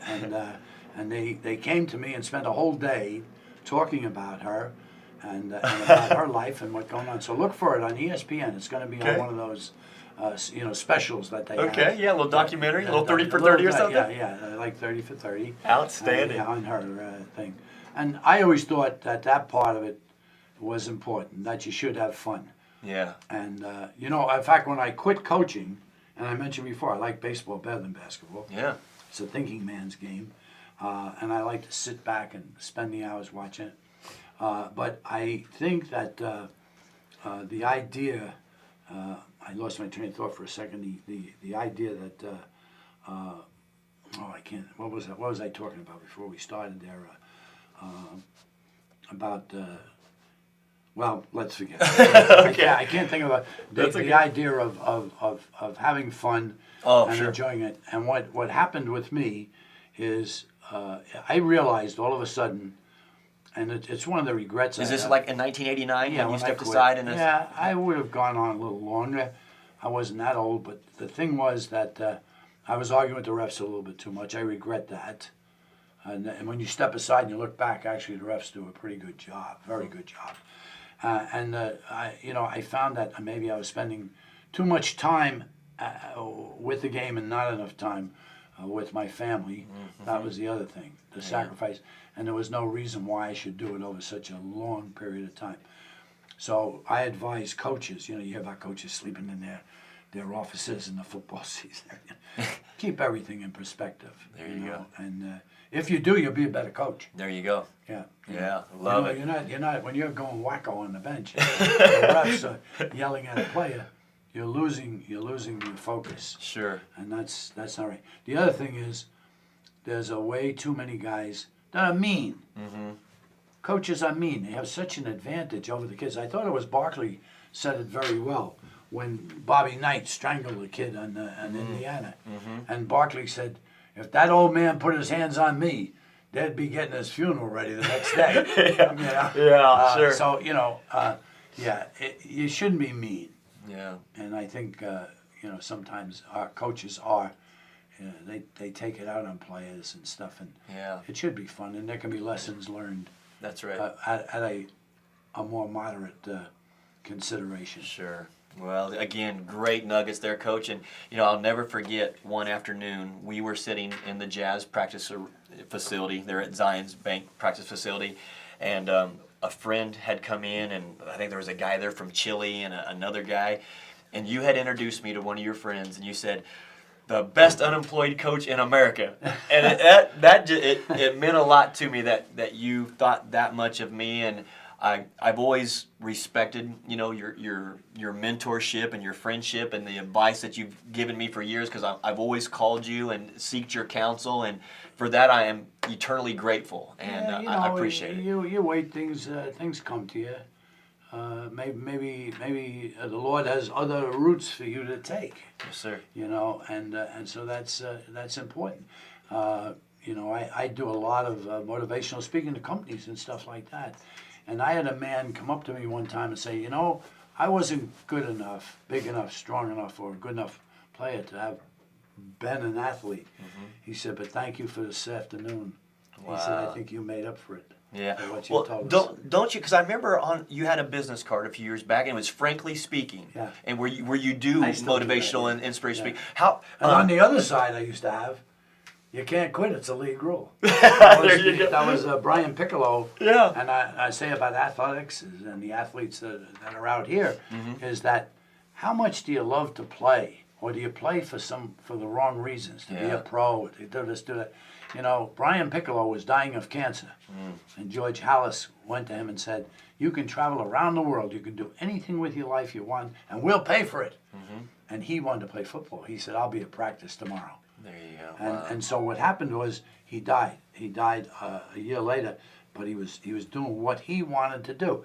So I always ask the people who come to listen to my seminars to say to them, if you found out you had cancer, would you go to work again tomorrow, or would you take off? If the answer is you would take off, then quit your job and do something else. Oh, I like it. But if you love your job, Mother Teresa tells us if you love your work, you'll never be a slave. There you go. And so amen to that. That's important. Amen to that. Yeah. How can our viewers get in contact with you? Do you have like a website, or is there like an email address? I don't do anything, just, what can I say? I can't even work my phone. This thing is too confusing. I'll tell you what, get in touch with you. Okay. Yeah. Well, if you guys want to have... I get about 20 letters a week from around the world, and there's two things they do. They either saw the blooper tapes. Okay, yeah, with Marv Alford? I had a woman in Israel who was teaching Israelis how to speak English. She was using the tape in the classroom for them to see it. And the Israelis like basketball, so she was using that. She wrote to tell me. But most of the people are, I don't know whether they're people who are physically and mentally challenged, or they're maybe shut-ins, they're older people. But I get these letters from people saying, we remember you as a coach, and we remember Morgana, or we remember this and that, when you combed your hair on Riley, and would you please sign your card and send it back? Wow. And so, that to me is very comforting. And the past week, when we had we honored the team 30 years ago that was the first Jazz team never go to the playoffs and really were the cornerstone for their future successes. It was wonderful to hear people say, boy, I remember when you were coaching, and that was a lot of fun. There you go. We enjoyed those days. That's entertainment, right? And Sports then, entertainment. It makes it all worthwhile. Yes, sir. You know, Yes, sir. sometimes you think, people don't care. I'm not appreciated. And on the hand, it might be the other way. We have a tendency to react to the critics than to the people who really love you. You know. Yeah, yes, sir. Well, if you guys want to get in touch with Coach Frank Layden, frankly speaking, he will come out and give a wealth of knowledge to any organization or group. Contact us right here. You can contact me, Scott_Fields, and we will get in touch with the coach for you, and we'll make sure that you guys have the contact, because how lucky are we today to have him right here with us and share his time and his knowledge and expertise. And I can't thank you enough, my friend. I look forward to going to some more baseball games with you and let you sing. Baseball's fun. You sing that 7th inning stretch. Take me out to the ball game, and Yeah. we'll get some lunches and dinners in together, buddy. Yep. That was, people ask me about basketball. I say, you know what the greatest thrill I ever had in sports? All right, and I played in the Yankee Stadium, I played in Ebbets Field, I had all these things. But you know what my greatest thrill was? Singing "Take Me Out to the Ball Game" at Wrigley Field. There you go. How about the that? Cubs called me and asked me Yeah. to go in. And Was Bob Harry and I Carey went there also? Harry Carey died. Okay, That's before? why they do it now. They Okay. bring in a different Yeah. person. Skip Carey, not Skip Carey, but Chip Carey Yeah. was the broadcast. Skip died. He was with the Hawks when I was Okay. with the Hawks. But Skip Carey and what's his name, Ron Santo, Ron were Santo. the broadcasters, and Yeah. they sang "Take Me Out to the Ball Game." That's and awesome. Going home, and this will be my last thing. Going home, we were on the train going to the middle of Chicago, and some guy said, "Hey, Layden, you sing a lot better than you can coach." Oh, that's great. Chicago, what can I say? There you go. Yeah. Well, Coach, I Thank you very appreciate much. you. I thank the world of you, and I'm blessed to be able to call you a friend. And again, thank you for Okay. your mentorship and all the advice that you've given me, because I've grown a lot personally and professionally from Oh, it. So thank you. and Thank you very much. give Barbara my best. Yes, I sure will. Okay. God bless. Guys, let's sign off and have a quick break with our sponsor. And we're going to have TJ Haws and Zach Frampton from Lone Peak High School coming on right next on the Coach Scott Field Show. Thank you. All right, Coach. All right. Thanks Great a lot. job, buddy. Sorry to hold you guys up. You're good. No worries. Good stuff, Coach. Good stuff. Good stuff. So what year are you two in? We're graduating this year.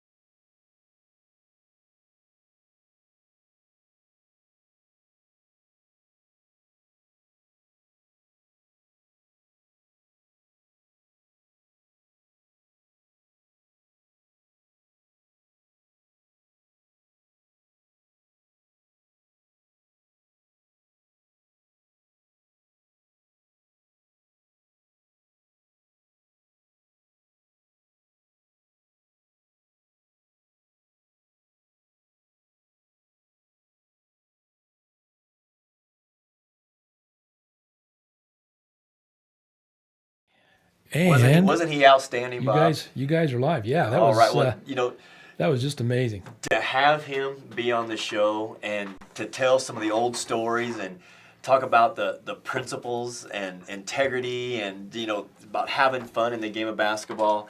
It was great to have him on here. I mean, you guys sitting back there is like sitting in a clinic. So you guys are pretty fortunate and glad to have these guys here with us. I want to introduce not only locally people know who TJ Haws and Zach Frampton from Lone Peak High School are, but nationally and also internationally. We're going to talk a little bit. I'm going to blow you guys up. I'm going to be your Jerry Maguire. I'm going to be the show me the money guy here for just a second. TJ Haws is 4 years. You guys won the state championship in 5A. Huh? Zach, you got 4 state championships in 5A, Lone Peak High School, nationally ranked. You guys were nationally ranked last year. You, TJ, Gatorade Player of the Year here in the state of Utah. And Zach, you guys have got a great future in the game of basketball. I was blessed that I got to work with each of you last summer. We played together with some AAU, and we had some fun. We learned a little bit about each other. We were able to kind of, test our skill set a little bit, and we had some fun with it. So, ladies and gentlemen around the world, TJ Haws and Zach Frampton, welcome to the Coach Scott Field Show. Thank you. Thanks for having me. What did you guys take from sitting back listening to Coach Frank Layden while he was sitting there sharing his stories and all the wisdom? I feel like the things he taught is there's a lot more to life than basketball. There you go. Yeah. So many lessons you can learn from basketball as well. Right. I'm very lucky to hear from him. Wasn't it just amazing? I mean, for us to have him on this show, like Bob and I was talking, amazing, because he has been around this game for a long, long time, and his knowledge and expertise and him to share nuggets with us, this show is all, the reason why I'm using this show as a format is to empower and educate and help people grow, as people and as professionals and as coaches and as players. To me, it's important. Zach, I sit there and watch you guys play a couple weeks ago. You guys win by 18 against a good Pleasant Grove team. You guys played inspired. You guys had a chip on your shoulder. You guys had that eye of the tiger. You were focused and came out and played a great game. In the first half, you were in the zone. You were lighting it up, carrying the team. And TJ says, okay, it's just time to take this thing over. And you guys together was a 1-2 punch that Muhammad Ali would be proud of. You sit back, took your punches, you rope-a-doped it, you came out swinging, and you guys carried Lone Peak to the 4 straight 5A state championship. I was so proud of you guys just because we had got to know each other last summer. What does it feel like to have, now that you can kind of sit back and reflect a second, what is it like to win 4, it's never been done. You guys are the first to do it. 4 5A state championships. Share us. What does it mean to you? Has it sunk in yet, or is it still all too fresh and new to you? I think it's sunk in a little bit. Okay. We've been able to rest and relax and look back on what we've accomplished this year. But definitely it's been such an amazing experience to play at Lone Peak and play under Coach Lewis. Right. But to win a state championship every year and chase history is definitely something that I'll never forget, and be able to do it with some of my best friends. It was amazing. Isn't that awesome? Yeah. It was just fun to go to the places we went.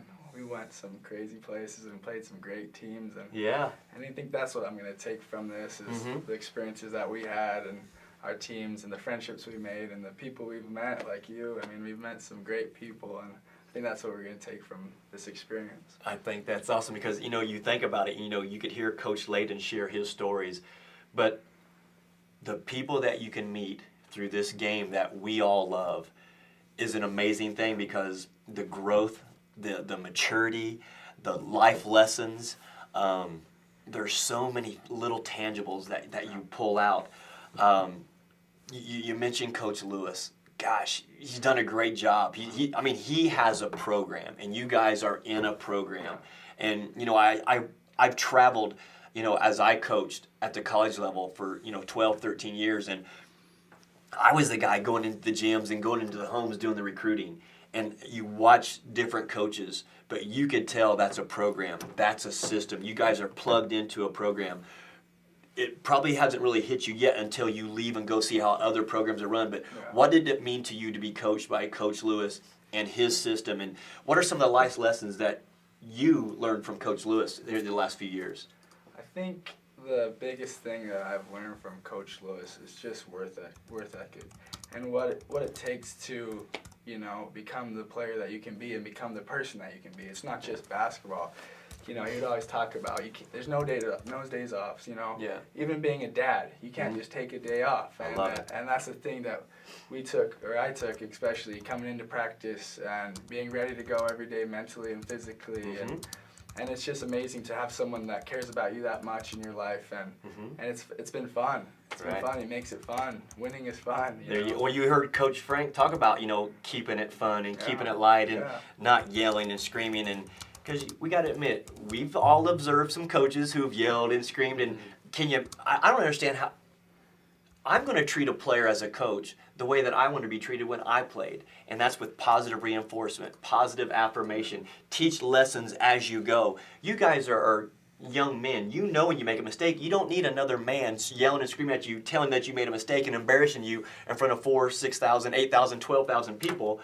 Yeah. So if you can learn and adapt and adjust and grow, what a great thing that is. And that's why I like, when Coach was reinforcing things that I believe in about staying positive. We got to work together last summer. What did you guys, even though it was just a short time, you got to join us for a couple tournaments down in Vegas. What did you learn from someone like myself, where I'm sure you had different AAU coaches, you've been around the game a little bit. What did you take different from me that maybe I had a different approach, or maybe I said something different to you? What did you learn from me? Yeah, no, I think I learned a lot about the kind of person you are, There were games where we didn't play as well, but we were always looking to get better. We weren't looking on the negative things. It was a little bit like, let's talk about it for a sec. Okay, but let's move on to the next game and keep improving on the things that we can do better. Okay. And I think you can take that in life as well. Let's keep improving and get better every single day. Well, and I appreciate, after one of the games, after one of the tournaments, you actually sent me a text message and you were showing your gratitude, and that meant a lot to me. That, hey, TJ Haws, who's one of the top guards in the country, being recruited heavily, of course, and you have a verbal commitment, and now you've already, you're going to BYU, so you Cougar fans out there have got something to look forward to in a couple of years when you come back from your mission. But it meant a lot to me that, you had that gratitude, and I appreciate that, and it shows your kind of character, because I think a lot of people can sit and watch you and see how feisty and competitive you are out there on the court, and some people can maybe misread a book by the cover just because you are so competitive, and I don't mind a little bit, feistiness out there, especially when you're able to back that up. But I just want you to know in front of everybody that I appreciate the time that you took to do that, and I thought that was pretty cool. How about yourself? What did you learn anything different? Just playing underneath me, or? Yeah, I loved playing with you, Coach. The positive reinforcement that you had with me really helped me a lot. Especially, I had some tough games there, and you were getting my back every time, and I really appreciated that. It was fun to play. It was just fun. There you go. We had a good time. We won that tournament. Remember, three guys. Ended up winning with 3 guys. Sure. Okay. I don't think he was at that tournament. As a matter of fact, my son was actually not at that tournament. He was away because his biological mom was being married, and so he was in California. But share with the viewers around the world how that kind of happened. That was a crazy game. I think we went with only 6 players. We went with 6. Okay. Yep. Let's see. It was a championship. Yep. And it was just. We were up like 20 at half, weren't we? Yeah, I think we were up like 16. Yeah, we're up like 16. We had a good first half. We were playing well, and then they started to get back in it. And they were on their home court, and their crowd, it was a fun atmosphere. They were going nuts, and they started to get back in it. And I had some foul trouble. And we had 6 guys, and I think Mac fouled out, so we had 5. And what was it? I don't know. And then they tied it at half. We went into overtime. And we had 4. Wait, did we have 4 before overtime? We were down to 4 players. So I'm going to kind of share this with you. I can't even remember, okay. Man. We start off with 6 players, TJ. And we are now playing in the championship game with a team from Seattle. Yeah. An athletic team from Seattle who, kind of came in with a chip on their shoulder. I think they looked at us and, they probably thought, okay, these boys from Utah, whatever. let's see, Billy Donovan was sitting behind us. Johnny Dawkins was sitting behind us. So some great college level coaches were sitting there for the exposure for us. And we were ahead by 16. Midway through the second half, they kind of closed the gap. We got into some foul trouble. We got down to 5 players because Ryan Andrus from American Fork had fouled out. And then we got down to 4 players as we were in overtime, and I called timeout, and I said, we're not going to panic. I said, here's how we're going to win this game. We had Sunday Oda, who was aggressive young men from West High, or actually played at Kearns High School this year, and we put them on their best score, and he had his duty was to chase and deny their top scorer the ball, and then we were like, so a triangle and 1. That's all it was. And so we're sitting back with 4 players, and they had 5, and their coaches yelling and screaming, just what we're talking about, yelling and screaming at the players because they've only got 4 players, and they're just imploding. And I said, guys, they're done. They're imploding. They're pointing fingers at each other. I said, here's how we're going to win this. We're going to be just fine. We're now about 2 minutes left in the game. They come back. They tie it again. You get fouled on a steal. You miss the front end of a 1-and-1, and they call a foul on you. Go for the rebound. Right. Now we're down to 3 players. 3 players. We have Sunday Oda, Matt Conway, and I think Cooper Holt were the 3 guys left on the court.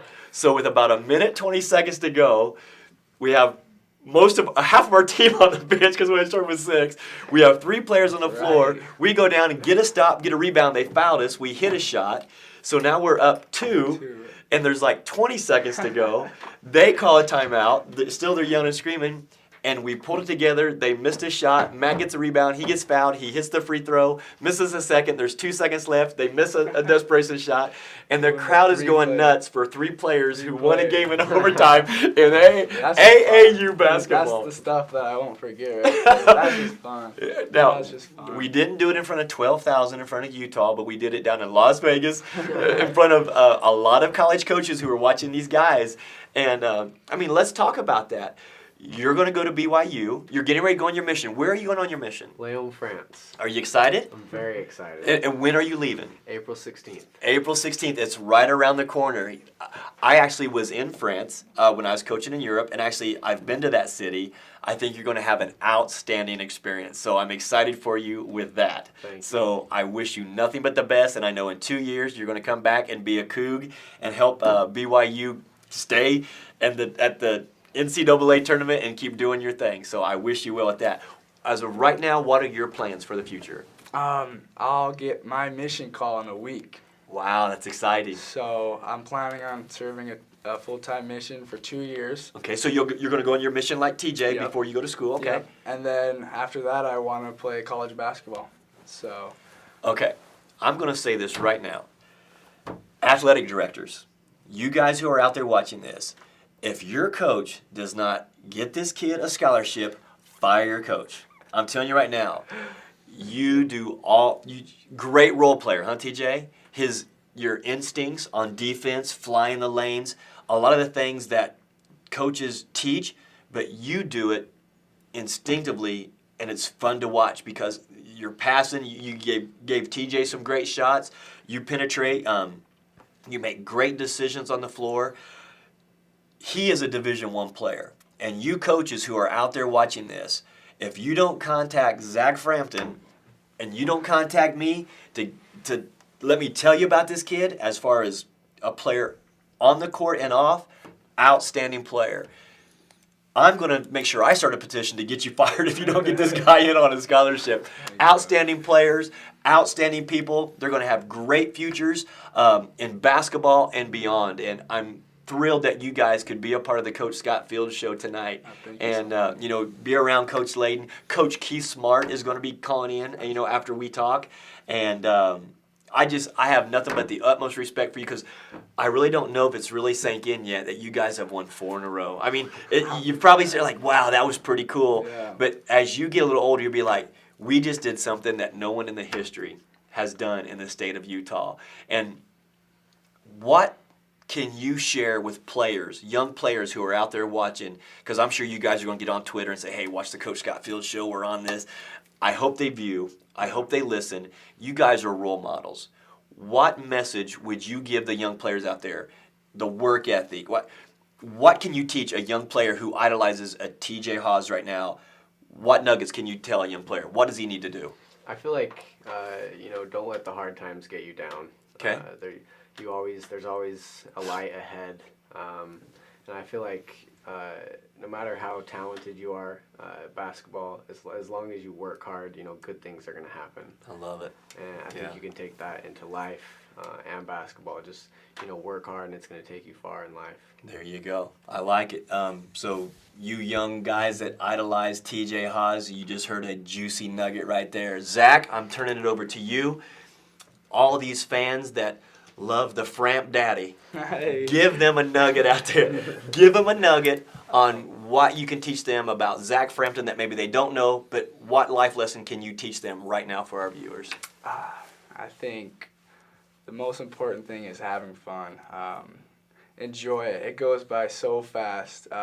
Me and him were just talking. We remember when we were freshmen and making the team, and now we're graduated and going on missions and starting life. And so just enjoy it. Have fun with it, man. There you go. And that's all I got, Coach. No, hey, I'm going to tell you what, these are fine young men. Bob, we're lucky to have these guys here. Lone Peak was fortunate to have you in their program. Coach Lewis is Coach of the Year once again. It takes great players to make great coaches, and you definitely helped him as you guys learned from each other. And I think it's refreshing to see fine young men who are going to go off and do great things with their lives and future. I'm always going to be a friend. I'm always going to be a fan. Whenever you guys need something, I'd be upset if you didn't call on me and ask for advice or anything. I'm going to be here, so we're going to be following you, and I know you're both going to have great college careers, and anything that I can do to help facilitate that or even going on to the next level beyond college, make sure you give the tall, skinny, bald man a holler, because I got nothing but love for both of you. Thank you. All right. Thank you so much. We're happy to Coach. be here Thank for you you. You for having bet. us. So, guys, TJ Haws, Zach Frampton, Lone Peak High School, the Knights, 4 in a row. Unprecedented. Never happened in the state of Utah until this year because these two guys carried the load and made it happen. And it was fun to sit back and watch. So these are the guys. Future Cougar, do your thing. Wherever you go, they're going to have a great player, and I know soon it's going to happen. And I am personally, we're going to put little clips together. We're going to send this out to a bunch of college coaches. Give this man a call because he's going to be a great player for somebody's program. So I believe in you both, and I love you both. Nothing but the best to you. Thanks for coming on the Coach Scott Fields Show. Give me love, man. Give me love. All right, give it to me, TJ. Thanks, Coach. All right. Bob, my man, let's take a quick little break again, and we're going to be right back. We're going to get Coach Keith Smart. We're going to talk about him winning the game-winning shot against Syracuse back in 1987, and now he's had 3 different teams that he's been a head coach in the NBA. We're going to get him on the phone. Thanks for tuning in to the Coach Scott Fields Show. We'll be right back.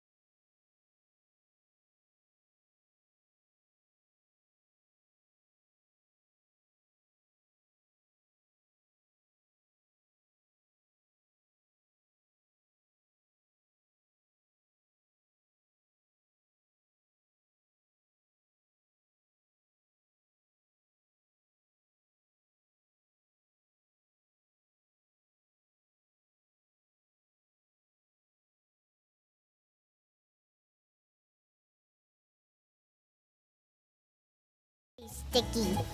The sticky buns are very cinnamon. Cinnamon. Cinnamon. and they're very yummy. It has caramel on frosting. You eat it, and it gets all over your fingers, and so you have to lick them. The choice is yours at Chuck-A-Rama.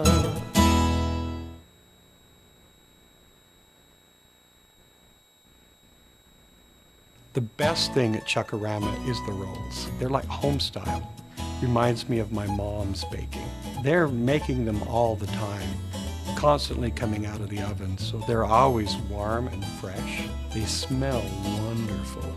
I break them open and I slather them with honey butter. It gives that little extra special taste to the rolls. Ah. The choice is yours at Chuck-A-Rama.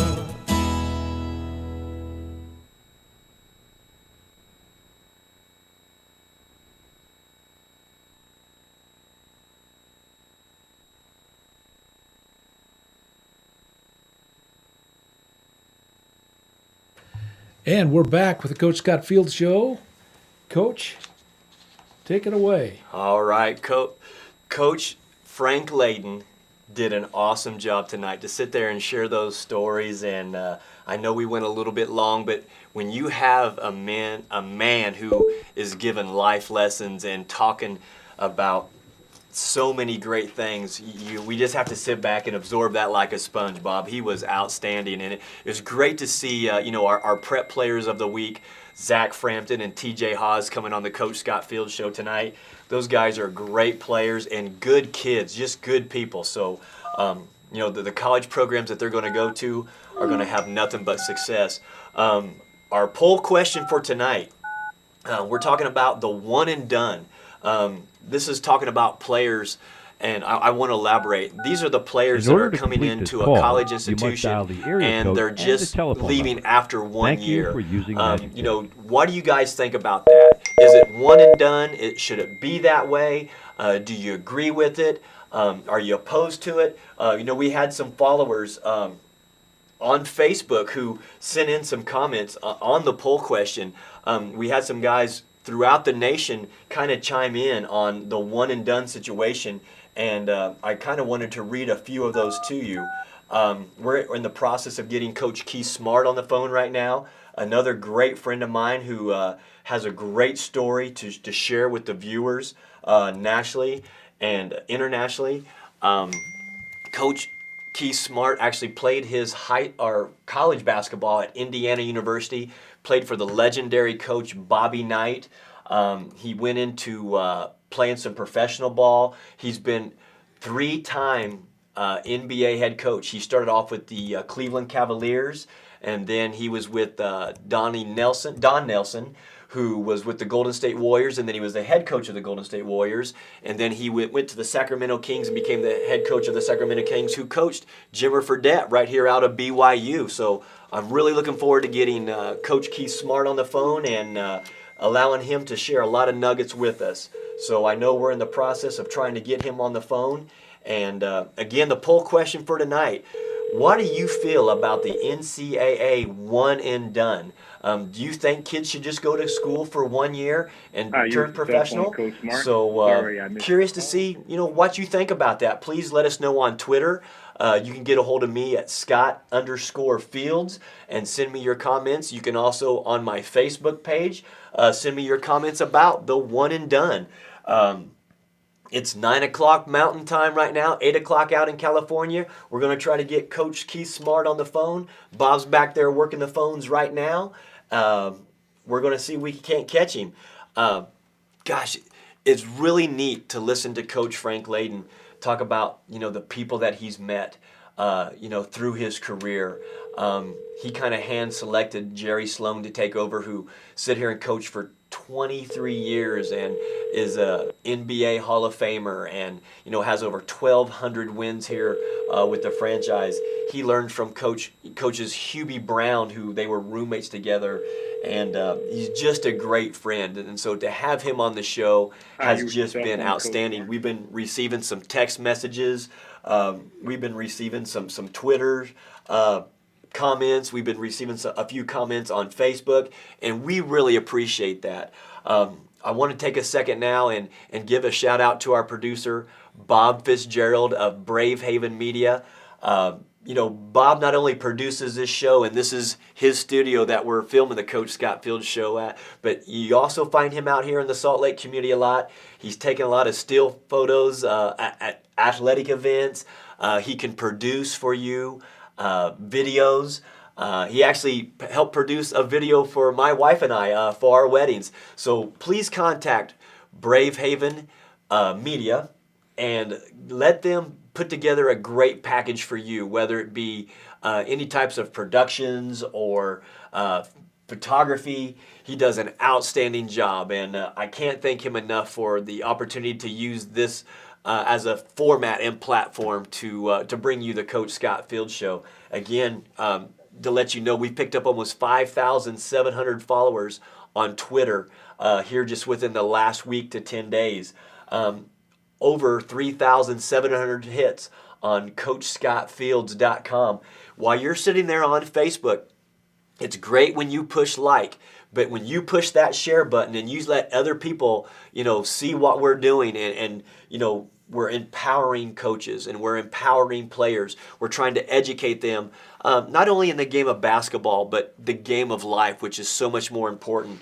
I talk with my son a lot about how it's just so much more important to me that he's a good person and a good kid, on top of him, having his athletic endeavors, take him to different places and schools and universities who are recruiting him right now. So, being a good person and giving back to your communities, with services and things like that are outstanding, characteristics that we truly believe in. I also want to thank my wife for her support, for allowing me the time to come put this show on for people. She's outstanding. I love her and I appreciate her so much. I'm a lucky man to have her in my life. Bob just came back from a vacation out in California. He's got a nice tan on his face. He looks charged up. He had a fire call to do later. So I think we're trying to get Coach Keith Smart on the phone. Coach. I got Scott Fields here ready to talk to you. Go ahead, Coach. Okay. Coach Keith Smart, how you doing, my friend? I'm okay, man. How are you, man? It's great to have you on the Coach Scott Fields Show. How's everything going? Are you in California right now, my friend? Yes, I'm in California, and it's great to see that you are now spreading your wings and imparting some wisdom on the people of our great nation of basketball. Well, Coach, I appreciate it. You and I have been friends. Several years ago, you and I actually met at the NBA Summer League down in Las Vegas, and it's been great. Our sons have hung out and spent time together. You and I have spent a lot of time on the court and off the court together, and I appreciate you, being a mentor and a friend, and all the advice that you've given me, as I've chased on my career path, and it's just been outstanding. So I'm blessed and fortunate to call you friend, and thanks so much for being a part of the show tonight, buddy. No, looking forward to it, man. And I've enjoyed being around you, and we throw ideals off of each other, and try to apply it in wherever field that we might be in. So I'm excited about it, and looking forward to having a good show. Well, listen, my man, let's talk about it. NCAA March Madness is going on right now. And, gosh, I had a great weekend of basketball, had some good mid-majors. But let's go back to Keith Smart back in, I believe, 1987, playing for legendary coach Bobby Knight. And you are famous for the shot that won the national championship against Syracuse University. And, Coach, let's go back to those days, back when, we had to, around here, the shorty shorts are known as John Stockton shorts, but that's what we were playing. It was the old John Stockton shorts. Yeah, well, when I look at some of those shorts, man, and my kids get a chance to see those shorts, of course, they would never even think about putting those on. And, yeah, we played in those and never thought anything of it, And but it was a great moment, great opportunity. Having a chance to go to a university like Indiana and play for a coach like Coach Knight. and then at the same time get a chance to enjoy college life, get a chance to get an education. And every athlete that goes to college, his goal or her goal is to somehow one day win a championship in their chosen field. And I was able to be very fortunate to play on a team that happened to have a chance to win one. And you look back throughout the tournaments, and you look at the tournament now and how exciting that environment is, and you get a chance to be the last one standing. It's a great moment. It happened in my backyard for the most part in New Orleans, with me being from Baton Rouge, so all my family got a chance to be there and witness that event, which was unique in itself. And in many years removed now, that shot has now taken on a life of itself. It has still been sustained by the fans who enjoy Indiana basketball, but also think it's just fans who enjoy college basketball, because I've bumped into people that either love Indiana or hated Indiana, and love Syracuse or hated Syracuse, but they always talked about that moment, and I think they were just great college basketball fans. Oh, you better believe it. I born and raised in Indiana myself. One of the players from my high school actually got to play for Coach Bob Knight. Ted Kitchell played there. Mm-hmm. So and I know you guys at Indiana. You build a culture, and you guys have maintained your friendships, and that fraternity is something strong. And I think that's something probably Coach Knight instilled. Because if you look now at the NBA landscape, look how many Bobby Knight gentlemen or people from his programs that have gone on to not only have successful lives outside of basketball, whether they be doctors, lawyers, or business people, but look at the number of people and quality people that program produced that are having fruitful NBA careers like yourself, that have been able to coach as a head coach at the NBA level 3 different times. And I know you'll get back into that soon, because the game needs people like yourself, Keith, that you're a teacher, you have great rapport, with the athletes. And I've been able to observe that firsthand. You allowed me the opportunity to come in, and I think your term was put my face in the place and learn from you when you was with Golden State. And I watched the way that you interacted with the players and your rapport with the players, and they were comfortable, and there was always a good energy, and the way that you could have effectively communicate and identify their roles and tell them what they needed to do to become better players, or how to even land on that level, because that's what the NBA Summer League was about. And then also got to watch you when you were with Sacramento just recently. What do you think what did you take away from Coach Knight and playing for Coach Knight at Indiana University that is still a part of your DNA and still part of your thought process as you continue your career coaching? Well, the one thing that, when you talked earlier about the fraternity and the family and brotherhood of Indiana basketball players, regardless of what era we played in, from Ted Kitchell, Scott May, or Isaiah Thomas, Steve Alford, myself, David Bailey, we all had that one underlying connection, and that we enjoyed Indiana basketball. We enjoyed the friendships that we had. And as you said, Coach Knight really focused on pushing us to understand that when our playing days from Indiana had long been gone, that we still reach out to each other and try to help each other, basketball players. And you can see sometimes around the league or in college, you see that I always hear the running joke when Randy Whitman, myself, or Mike Woodson, Lawrence Frank at one time, we were all coaching at the same IU community get together again. And I got called up to the NBA from Cleveland from the minor leagues in Fort Wayne, Indiana, and went to Cleveland. And Randy Whitman and Mike Woodson, both of those guys were there. So you have that connection, that you look out for each other. That's something that was taught while we were there playing, but also later on in life. I just spent some time with Jim Thomas, we played the Warriors. He's in Atlanta, and we got a chance to go out with he and his wife for dinner over in San Francisco. So that friendship is a bond. But I think you get back to something that Coach Knight really preached to all of us, especially those that have now gotten into coaching, that you must be organized you must be prepared, because you're going to go through tough times as a coach. But when you're organized and you're prepared, you'll come out of those things pretty quickly. And looking at two guys who are coaching in the NBA now, that were dealing with some tough situations, and Mike Woodson and at New York with everything that has gone on there, with Randy Whitman, and with him being in Washington and now having that team on the trail of being in the playoffs.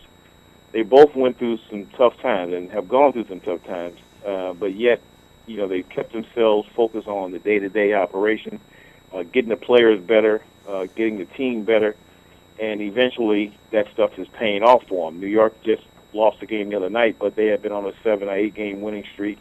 Washington has went down a little bit because they came out west and played some teams out here, but nevertheless they won it the other night. So you can see some of that teaching that was shared with us about being organized. And I really believe you have to have a plan, organized, and hopefully in our profession you get an opportunity to eventually bring that plan through.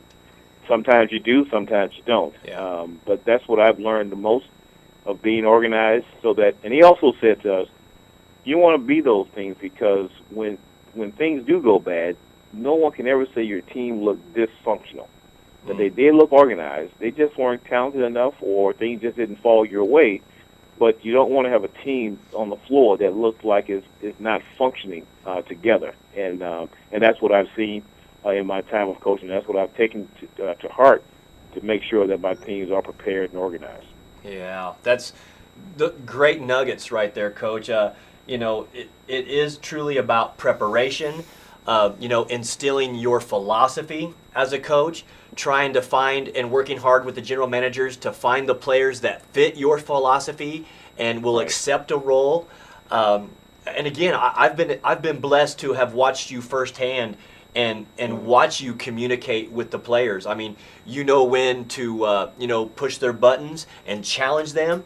When someone needed a little pat on the back or a little word of encouragement and a tap on the tail. But you've always been positive, and you've always been an effective communicator. And those are things that I learned from you, on the court.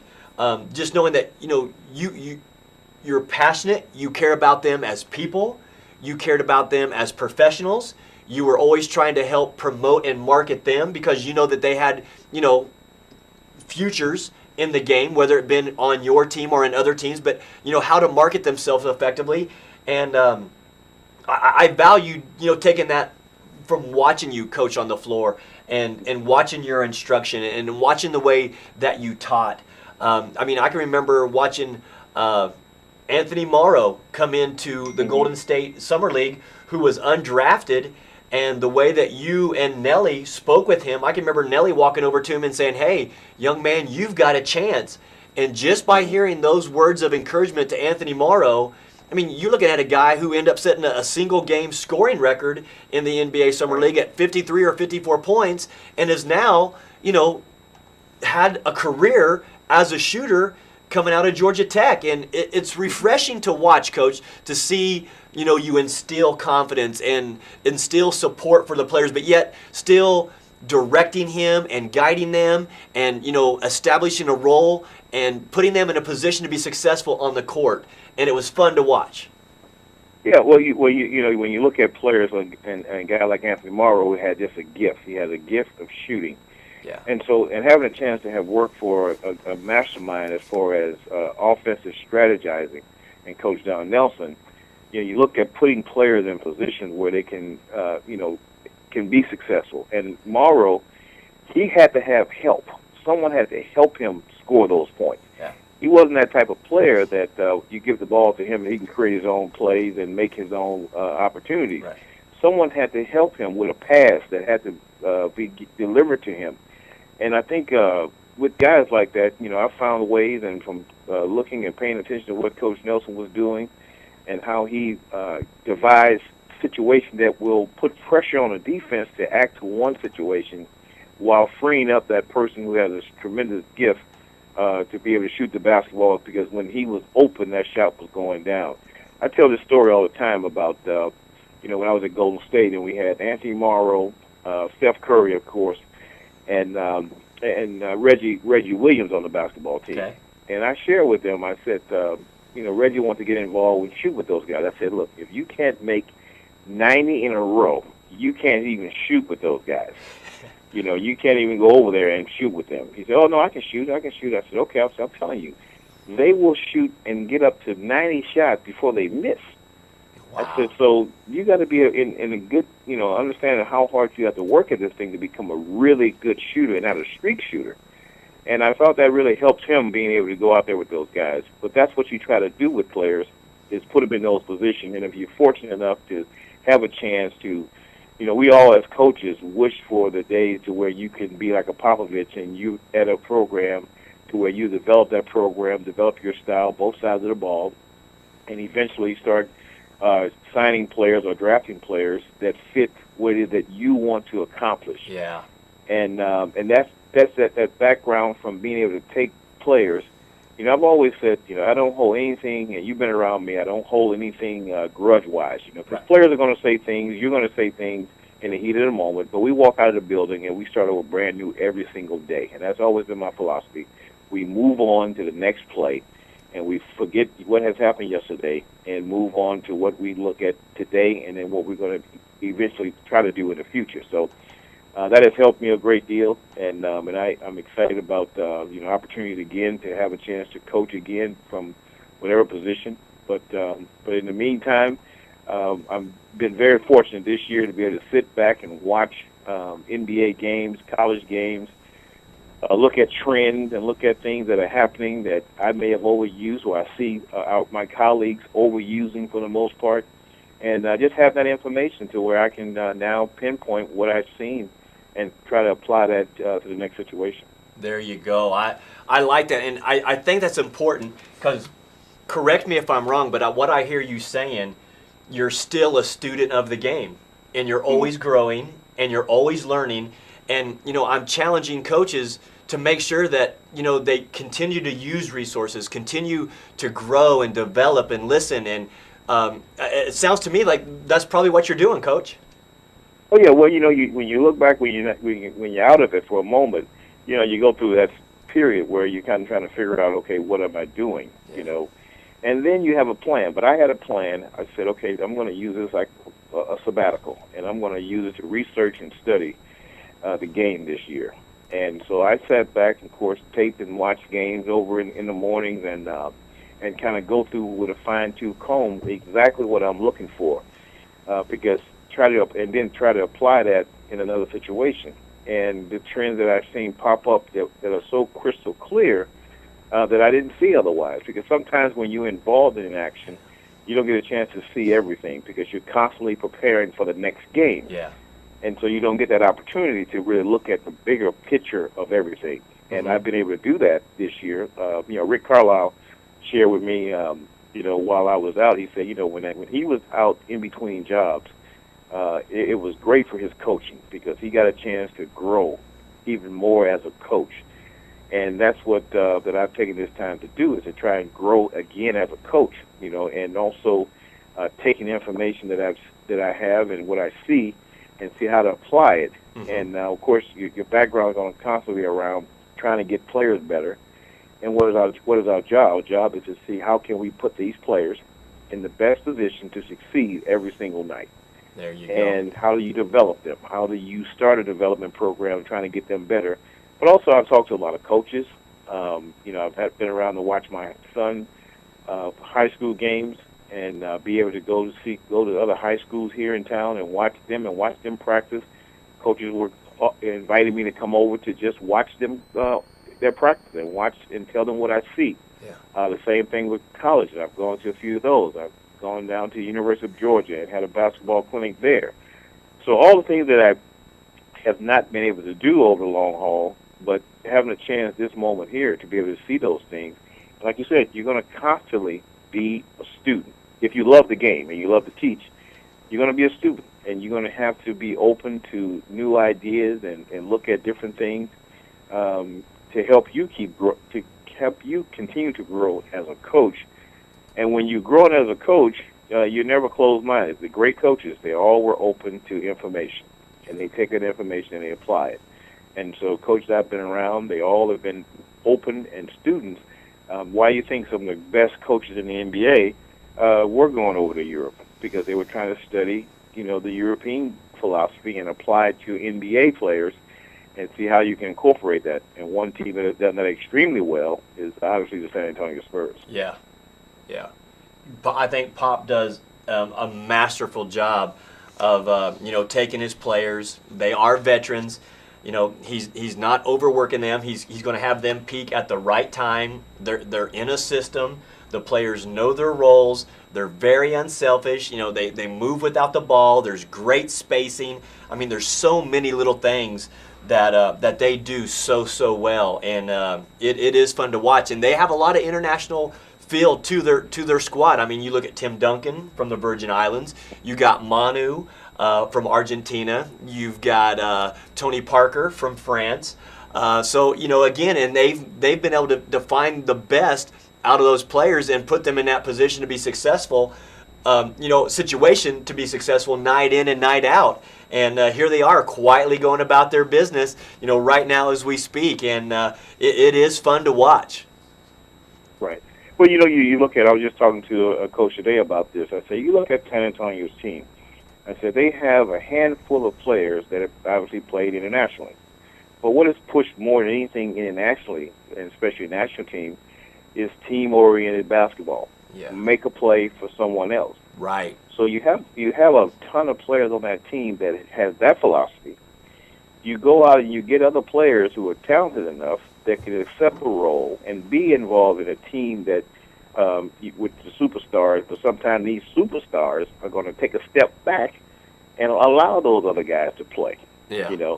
Whereas, as I'm being able to be on the high school circuit and summer league circuit and AAU circuit watching my two sons play, what do I see them more than anything else? We're promoting individuality, and the players are trying to do the thing that's going to get their attention, not on purpose, but that's how it's set up for them. Yeah. But if you take that same approach, say a San Antonio approach, and use that to move players around and make them pass the ball more often than not into a good shot, what do you think will happen to basketball in the States? Because you'll bring everybody awareness to making the extra pass to help a teammate win. There you go. Well, but think about what you're talking about. They're selfless. They're unselfish. They'll make the extra pass for a higher percentage open shot instead of trying to go one-on-one and create and do too much, which is going to cause a turnover because they're trying to do something that their abilities or their skill set doesn't allow them to do.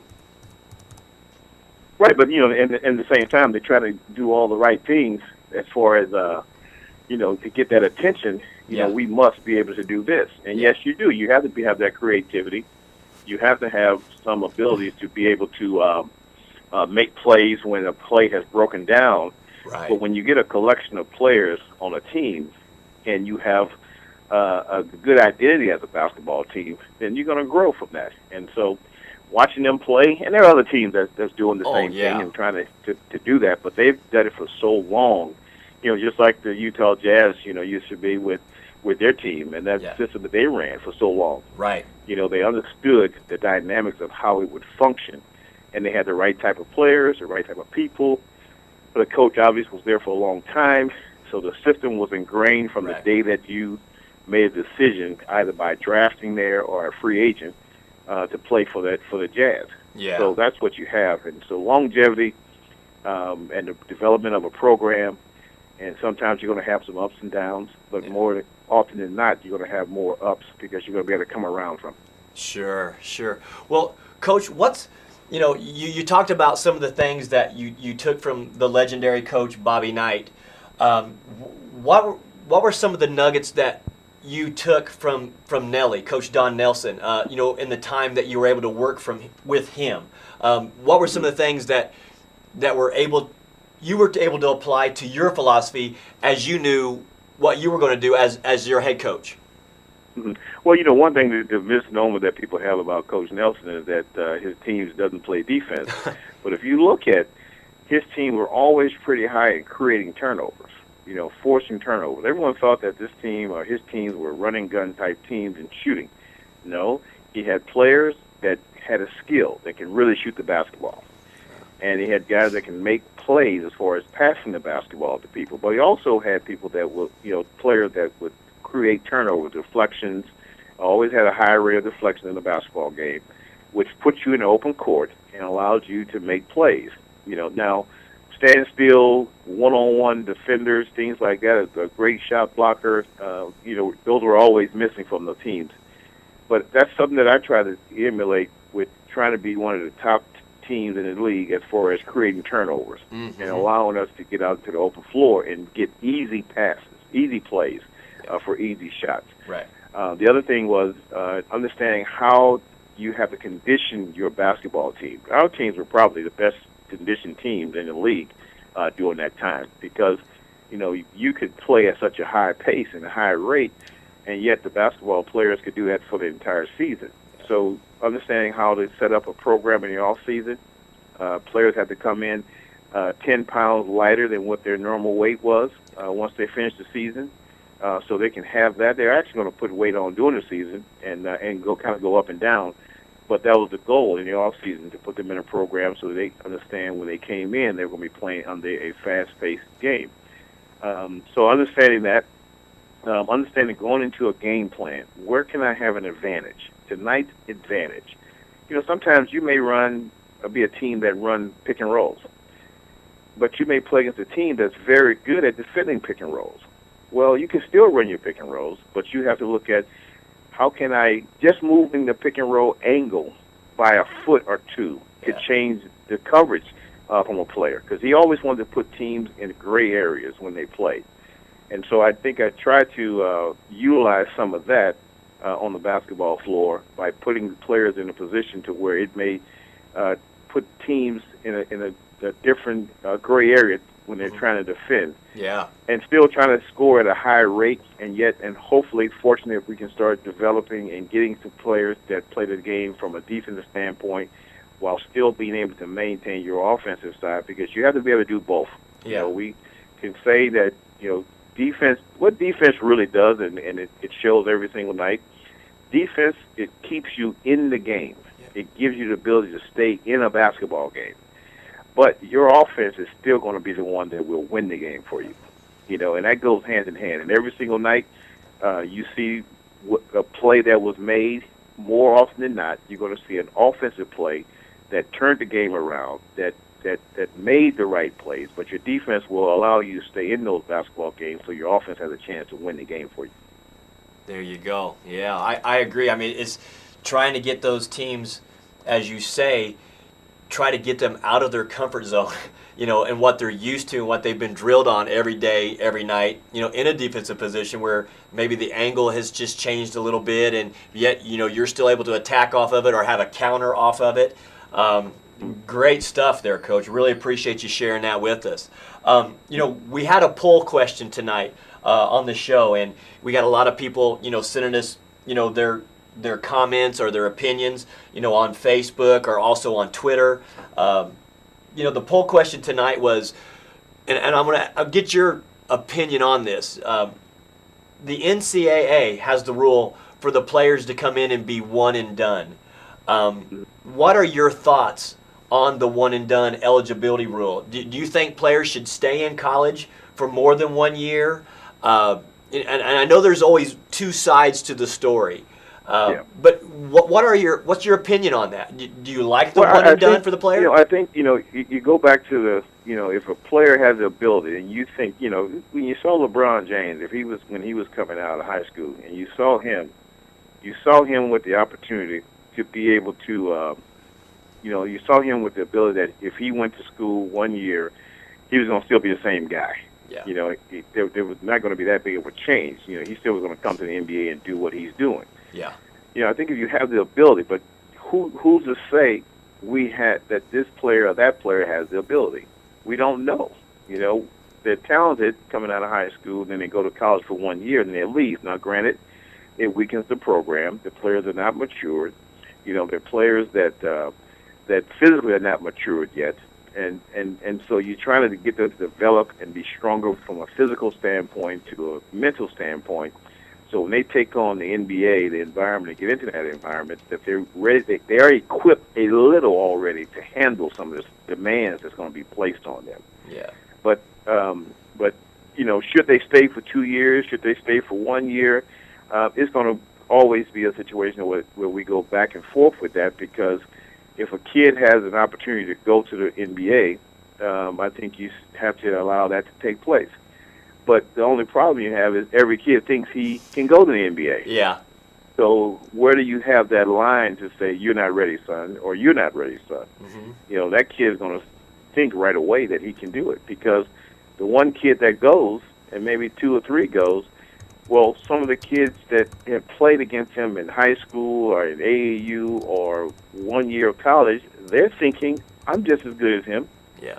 Regardless of what scouts or all the, you know, everyone who's projecting that this kid can be a top pick in the NBA draft. Sure. Regardless of what they're saying, the other kids are going to still think that they can. I wish that if a kid made a decision, and it'd be a true situation like baseball, if a kid made a decision to go, and he goes into that situation, and he's not drafted, that he would have the luxury to go back to college. Now, I know that's going to be tough, because you got to recruit kids for the kids that you're losing. Yeah. You know, and so that kid goes and it doesn't happen. He doesn't make the team, because he may go all the way through NBA veteran camp up through December. Will he have a chance to go back to college? Yeah. You know, if he's cut, can he go back to college? Those are the things that that you hope that could happen, but I don't think that'll ever happen, because the recruiting thing has to continue to go on. You have to keep moving forward. It's an unfortunate thing that they're in right now, but every kid thinks he has that opportunity. Yeah, that's true, and some great points there. I appreciate your input on that. Let's go back here with Keith Smart, the person. Quality character, integrity, just a good guy, a spiritual guy who you know, has great values, a great teacher. I know the game, you know, the good Lord's going to have a plan for you. You're going to be back in the game. The NBA needs you back in the game to help players grow as people and professionals. I know it's going to happen soon for you, and I know it's hard to be away for a little while. I like how you're sharing with the viewers, you know, how you've continued to be a student of the game, and you know the things that you're doing to grow as a professional. Let's talk about, you know, when you was with the Golden State Warriors and Steph Curry coming from a small school out there at Davidson, what did you see in Steph Curry that you knew he was going to be special? Well, you know, you one of the obvious things you saw, that his gift is to be able to shoot the basketball, his gift to have a strong desire to want to get better. He was a tremendous teammate. He had the ability to pass the basketball. So all those things there, and of course he was grounded with faith and family. So you knew he had all the ingredients to be really good in the NBA, and he was a team player. So now you get better players on the team with him. He's willing to share the spotlight. So you saw those things there. You know, you understood that he had the right tools that you needed for a player to elevate his own game, but yet, as the team gets better around him, he wouldn't be a guy that would still crave for all the attention to go to him. Mm-hmm. You know, you have to get on him a little bit to be a little bit selfish from time to time, but within the confines of his own game and his personality. And I don't think we pay enough attention to players' personality. We look at personality traits, yes, we do, when you're scouting and recruiting players. But you got to look at, sometimes you try to force a player out of his normal comfort zone as to who he is. He may not be able to do that for 82 games. You know, that just may not be something that's in his DNA. Mm-hmm. You have to take advantage of the moments when he steps over that line that way and become that aggressive player, a little bit selfish on his part to help you win a game. But you may not get that all the time. And on the other side, you may have a player who is that way. That's a selfish player. Yeah. Not selfish. I don't think there's one player in the NBA that is selfish, that cares only about himself. Mm-hmm. Now, he cares about scoring, and he cares about what he's going to do as he continues to grow as an NBA pro. But when you're around him all the time, you start to see that this guy is not selfish. He just has a way of how he's been trained from AAU, high school, first couple years in the NBA. He has developed that habit. It's a habit of wanting to shoot the ball to get all the points. It's a habit that you develop to do certain things. Yeah, but as the players and the teams get better around that particular player, he starts to be able to step back and allow other players to function. And that's what you had in Steph Curry. And that's why, his team is playing the way it's playing and the way he's playing right now as one of the top point guards in the league. Yeah, and I was really happy to see him, have the opportunity to be selected as an All-Star this year. He's just a great person. I actually was able to work with him, or actually, spend a day with him when the NBA was on their lockout, and they came in here, and as a charitable fundraiser, I was able to see his character, and I was very impressed with the way that he conducted himself. He stayed late. He signed autographs for anybody who wanted an autograph, and I thought that was pretty neat to observe and witness, to see how he took the time, from the oldest fan to the youngest fan, to stay there and just have that quality character. So I was very happy for him, and I know he's going to continue to have a great career. I mean, his father played in the NBA, so as you said, faith and family were attributes into his development, and it's refreshing to see, Coach. It really is. Yeah, well, I use a philosophy, and I'm sure he does as well as other people. We talk about character. You are going to be who you are longer than any basketball coach, any basketball player, or whatever field you in as far as a worker, a businessman. When it's all said and done and you can't do any of those things again, guess who you are? You're going to still be that person. So your name and your reputation are very important to you. Someone may say you're not a good coach, but they can't say you're not a good person unless you presented yourself in that fashion.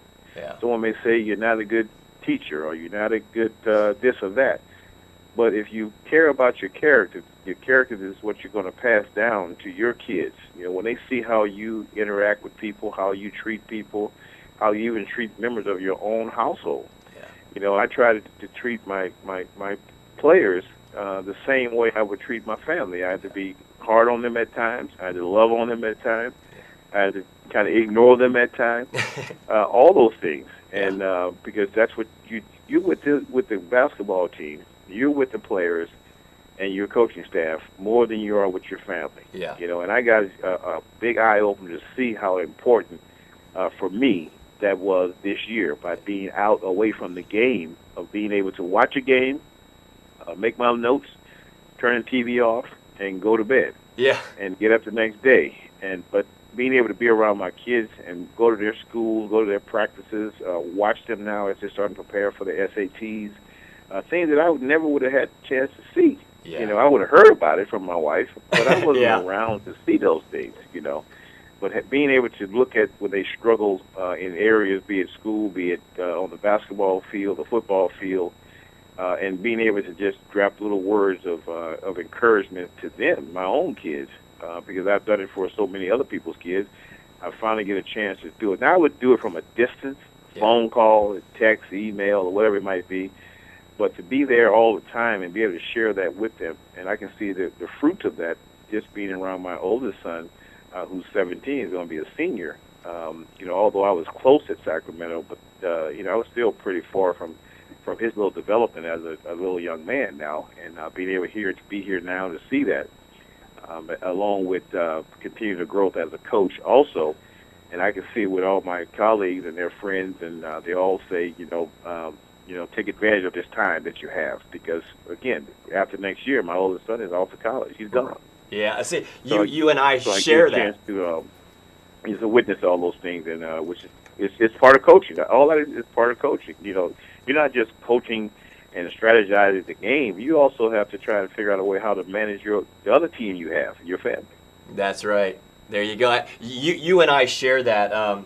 My son, Brandon, is 17. This was his senior year this year, and I feel so blessed that I was able to be here and watch him, and to be that source of support for him, in his senior year, as he had a great year, and it was fun for me. And again, I've been able to learn and watch some things on how he reacts, or reading his body language on certain things that were shared with him, either from a coach or from a fan. And, I try to process all that to see, does it reinforce what I believe, or is it something after he heard something negative? Is it something where I can kind of, feel his emotional tank when he gets home, to try to get him to redirect his thoughts and turn it to something positive and make it a teachable moment? So, I understand 100%, and I think it's great that, you've had this opportunity to be there, for your boys, and they're great kids, by the way. You've done a great job with them, you and Carol, and they're just fun to be around, Yeah. It's all, the things that we do, and coaching, as you know, and all the other coaches out there, they understand to be good at what you're doing, there's a lot of sacrifice that takes place. Yeah. A lot of your time is going to be pulled away. And even when you're in season and you're home, and I'll never forget, here's a little example one time. Because my kids were a little younger, and so I went upstairs. They were getting ready for bed, and so I went in to tuck them in for good night, and sit down on the edge of the bed and get ready to say a little prayer with them. And I kneeled down, and of course I had fallen asleep. And I remember the kids getting out of bed, going to tell my wife, and say, "You may want to come wake up Dad. He's falling asleep on his knees down there." So little things like that, are all fun. You look back on it, and you hear them tell the story sometimes to some of their friends or what have you. But nevertheless, you want to try and help people along the way, and that happened with me. People helped me get to the position that I'm in, and I feel we're obligated to help that. When I'm at games, watching my kids play, and seeing some of the coaches and some of the struggles that they have with what they're trying to get done, I'm always there to be able to lend some information that I have or what I might see to help them. Yeah. Because that's the bottom line. You help someone will help you, and that's what I believe in. There you go. I love it. Coach, let's switch gears for a second. Mm-hmm. Looking at what could you share with players who are out there watching, and I want to share this with you as we're, as I ask you this question. Through the last week, we had over 3,700 hits and views on the show. We picked up 5,700 followers. And not only is it locally, but nationally and internationally, we've picked up a lot of viewership.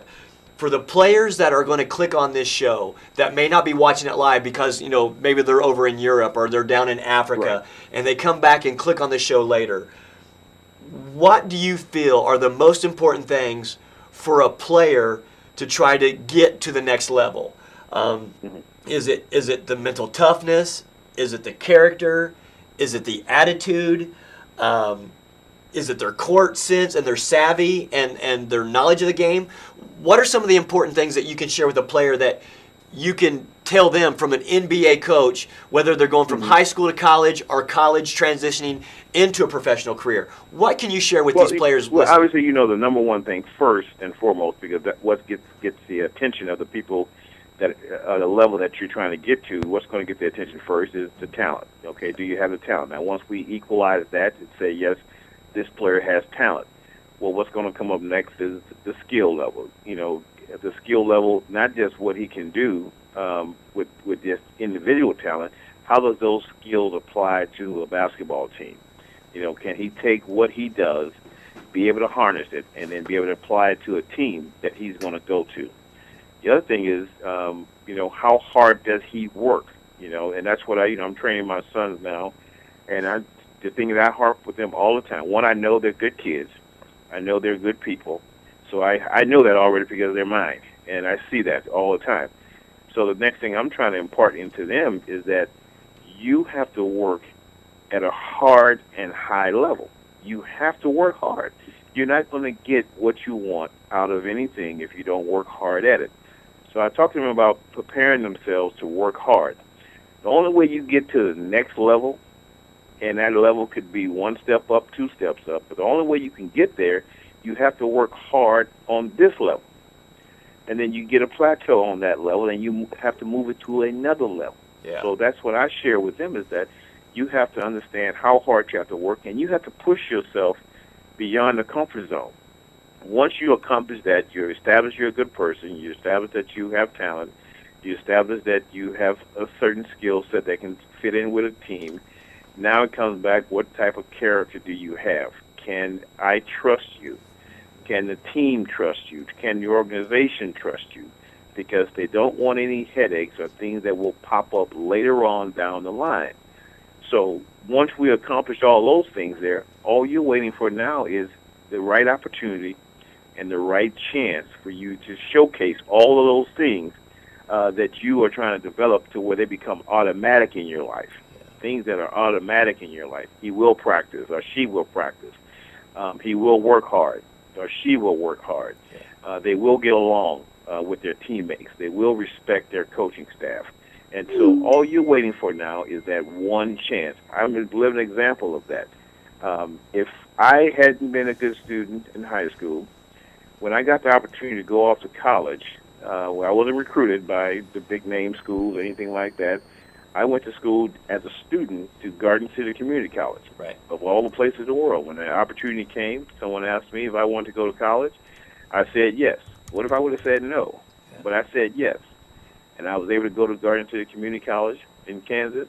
And then from there, had a chance to try out for the basketball team that following year and was able to make the team. And obviously got recruited by a lot of schools, and Indiana was the school that I chose. Yeah. So, but my parents and friends around the parents, when I was away from them, always focused and try to get me to understand how much your character of who you are. And you want people saying positive things about you, not the basketball player. Of course you want that. Yeah. But you want people to say, boy, he's a nice person. She's a nice young lady. You know, all those things there, because that situation there probably going to open up more doors for you, because I share with young players, you only have maybe 5, 10 if you're lucky, and it's a miracle if 10 years, and 15 years is a miracle for you to play basketball in the profession. You know, so you're going to have the rest of your life to deal with. You got the rest of your life. And that's where all these issues of character, working hard, because you're going to have to go into another field unless you're one of the fortunate few that can make a ton have a super earning power as a professional athlete, to where you don't have to worry about any of that stuff. But you're going to have to go into a field somewhere. Yeah. And that's where we go back to the college life, to the players stay in there 1 or 2 years. Yeah. All those things start to play in hand once you turn beyond 35, because now it's staring at you with life again. And that's the character of the person comes into play again. And now how you move forward, that you make enough connections along the way. So when you start training, positioning yourself as you were getting close to the end of your career. Now, no athlete wants to hear the end of their career is nearing. Yeah. But the reality of it all is that it does come to an end. Yeah. Yeah. True. That's very true. And I know the NBA, has like their rookie orientations that they put these guys through, and I think that the league does a pretty good job with that. I've heard some great stories about some of the presenters and some of the messages that are sent at that time. But I guess, you take an 18-year-old or a 19-year-old kid who, maybe he's coming out of high school or only went 1 year in college, or, look at the difference between a guy who goes 1 year in college to a 4-year.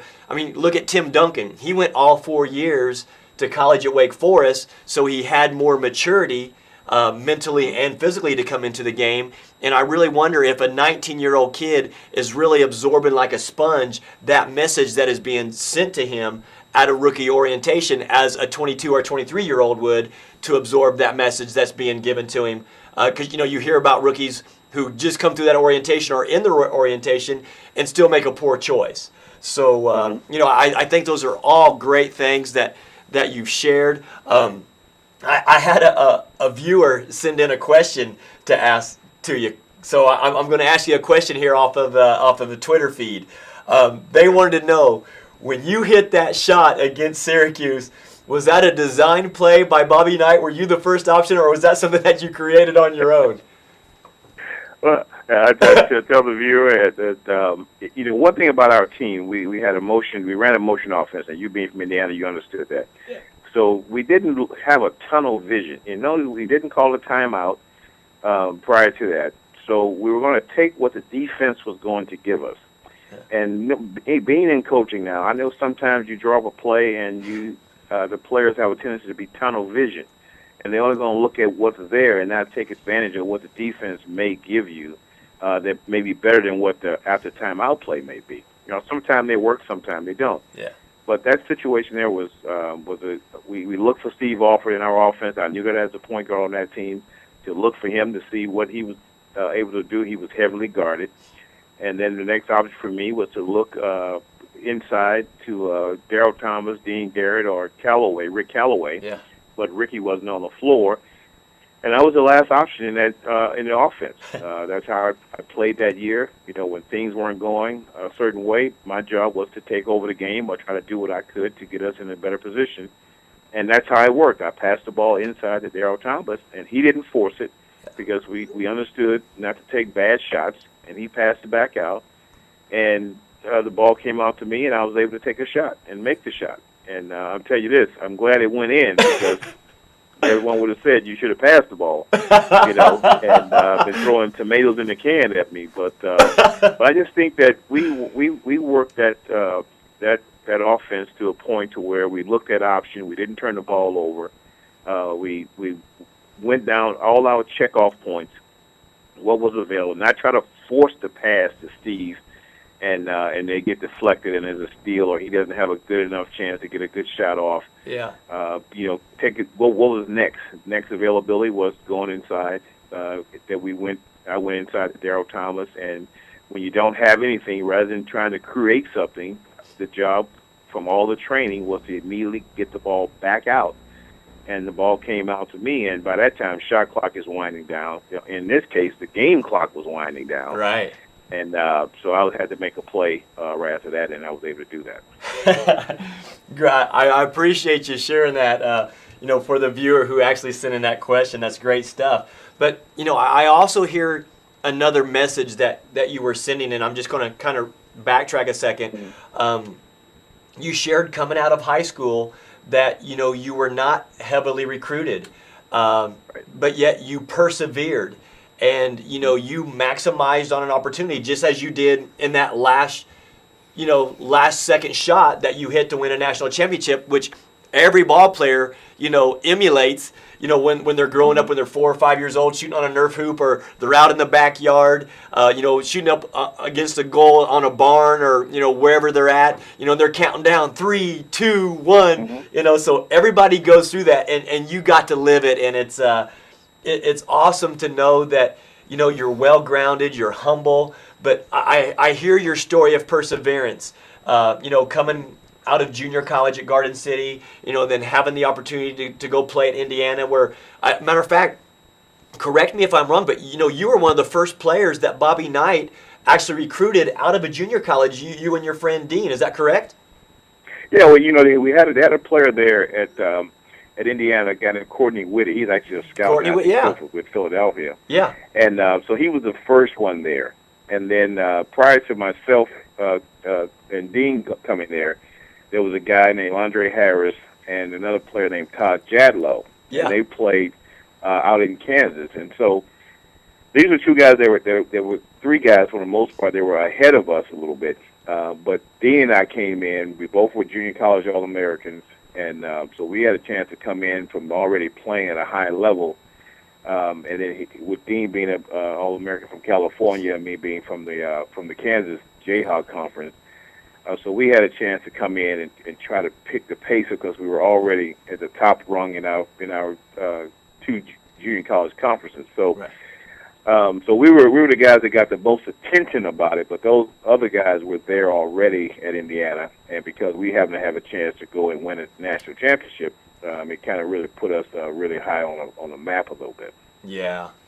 Well, some things that I take from your story, it's been a journey for you, and it's been an adventure and a journey that you've been able to grow from on each step and at each rung of the ladder that you were able to climb, and the perseverance that you were able to go through to get to where you wanted to be, and you were driven and you were focused and you had your goals.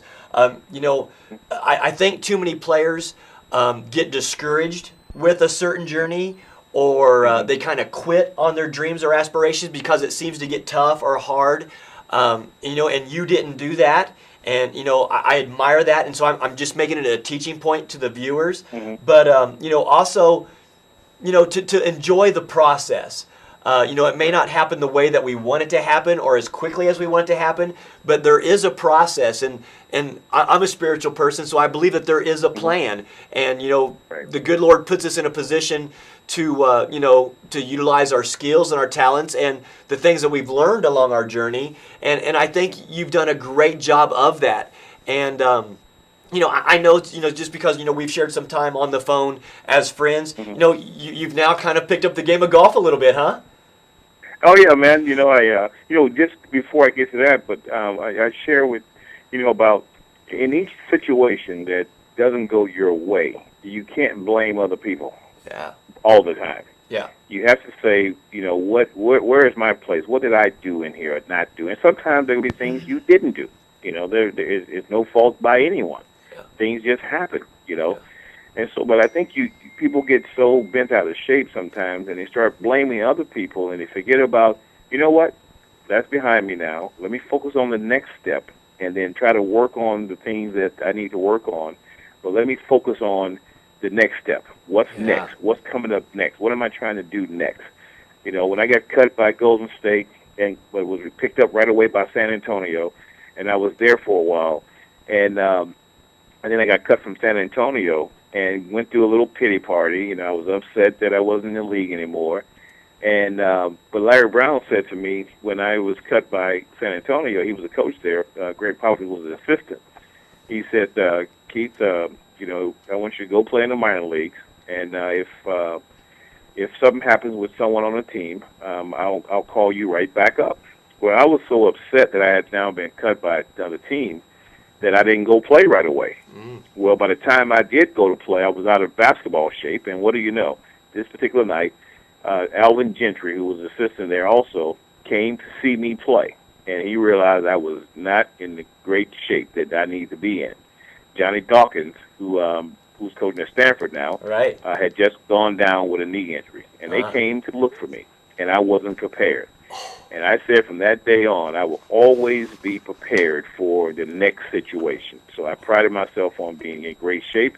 I try to teach that philosophy with players that I come in contact with the team that I come in contact with, how conditioned you need to be in, eating right, getting the proper rest, training and working out, and being prepared at all times. Because when the opportunity comes, it usually comes really fast. And you understand that from your coaching, when at 1 minute you're thinking about where you're going, and then the next minute someone makes a phone call and you got to go tomorrow. That's right. How quickly it happens. Yeah. And you can only be prepared and ready if you have already gone through the steps of keeping yourself in a ready mode at all times. Never getting yourself out of shape when you're a young athlete who's still trying to make it to the NBA. That's right. So in the meantime, with my off time, a good friend of mine decided that since you have this off time, he's been trying to get me to go play in all these different golf tournaments, and I always said I don't have any time, or I don't have the time to go work on my golf game or anything like that. So he said, with this downtime, I'm going to get you some clubs, I'm going to get them sized for you, and I'm going to get you some lessons, and you're going to pick up a game of golf. And so for the last 2 months, I have really jumped into it and really trying to focus on it. And so now I got a deal where I'm going to go out and play, or I wouldn't say play. I'm going to go out and witness the opportunity to be at Pebble Beach coming up this weekend, and just look at what being prepared and being in the right position, but also being true to people that I come in contact with. And now this opportunity has been presented to me to go out and do that. But it takes a lot of discipline. It takes a lot of study. I mean, I'm studying it just as much as I study the game. The two things that I do the most with outside of my family is focusing on the game of basketball, because I need to stay up to date on everything that's happening within my profession. Yep.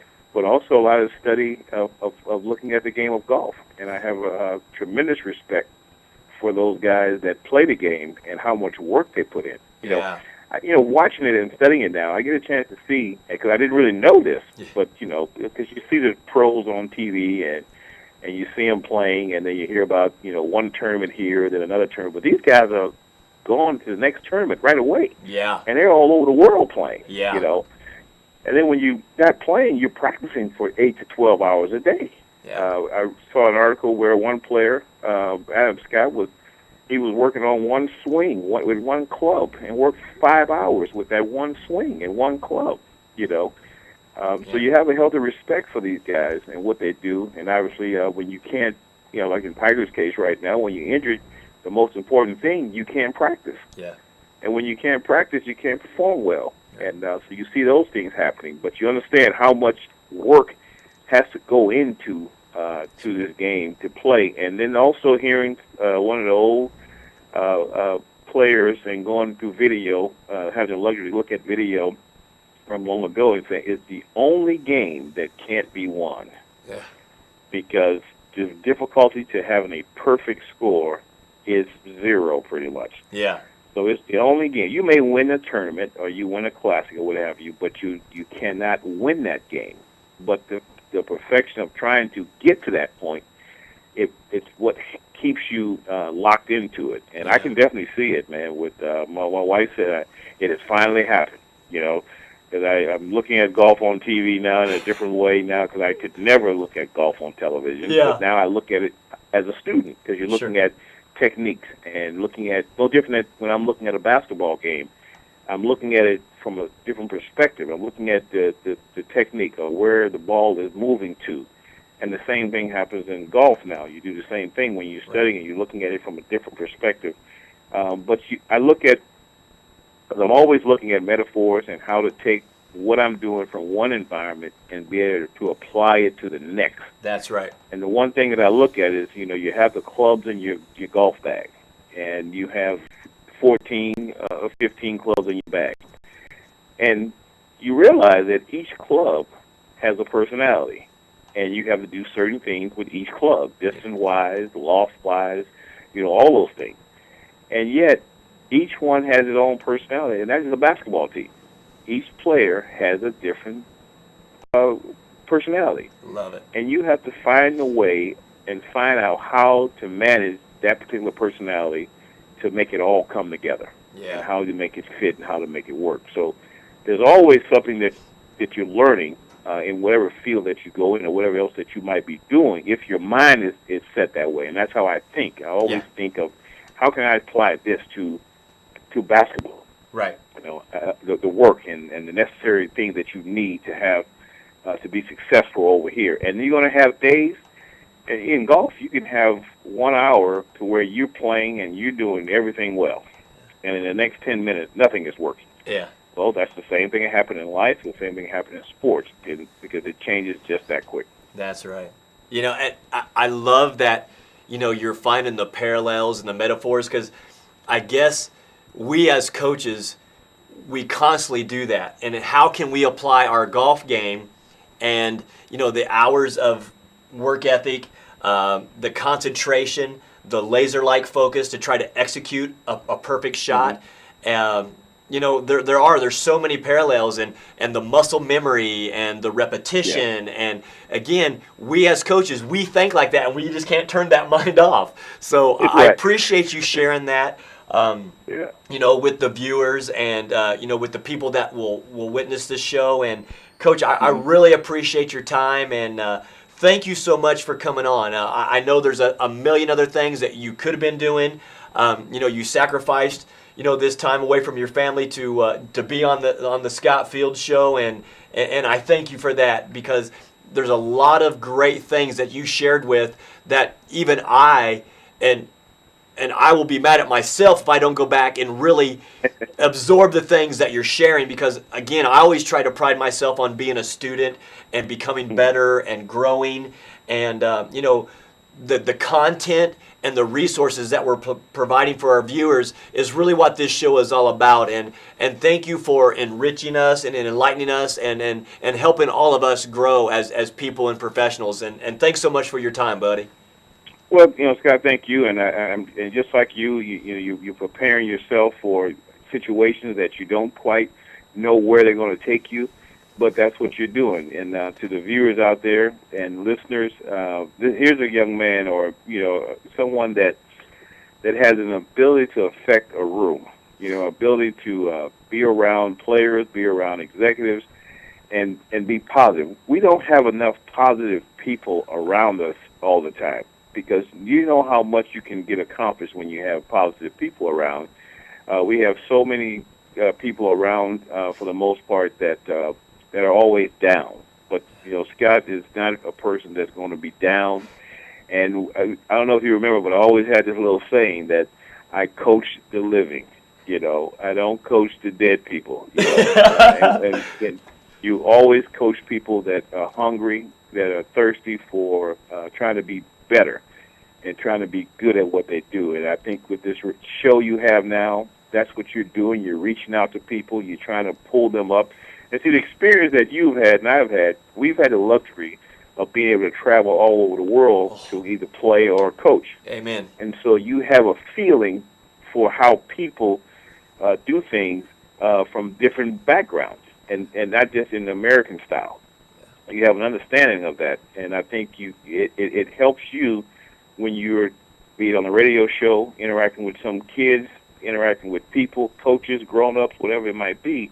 You pull from all those experiences, because I know for me, I get the chance all the time to apply something that happened with me while I was in the Philippines, and be able to apply it to something that's happening, that I'm seeing happening to someone today. Sure. So I think this show is a great outreach to people, to coaches, and one thing I see too, that coaches also need help to be coached, and this is a platform for that.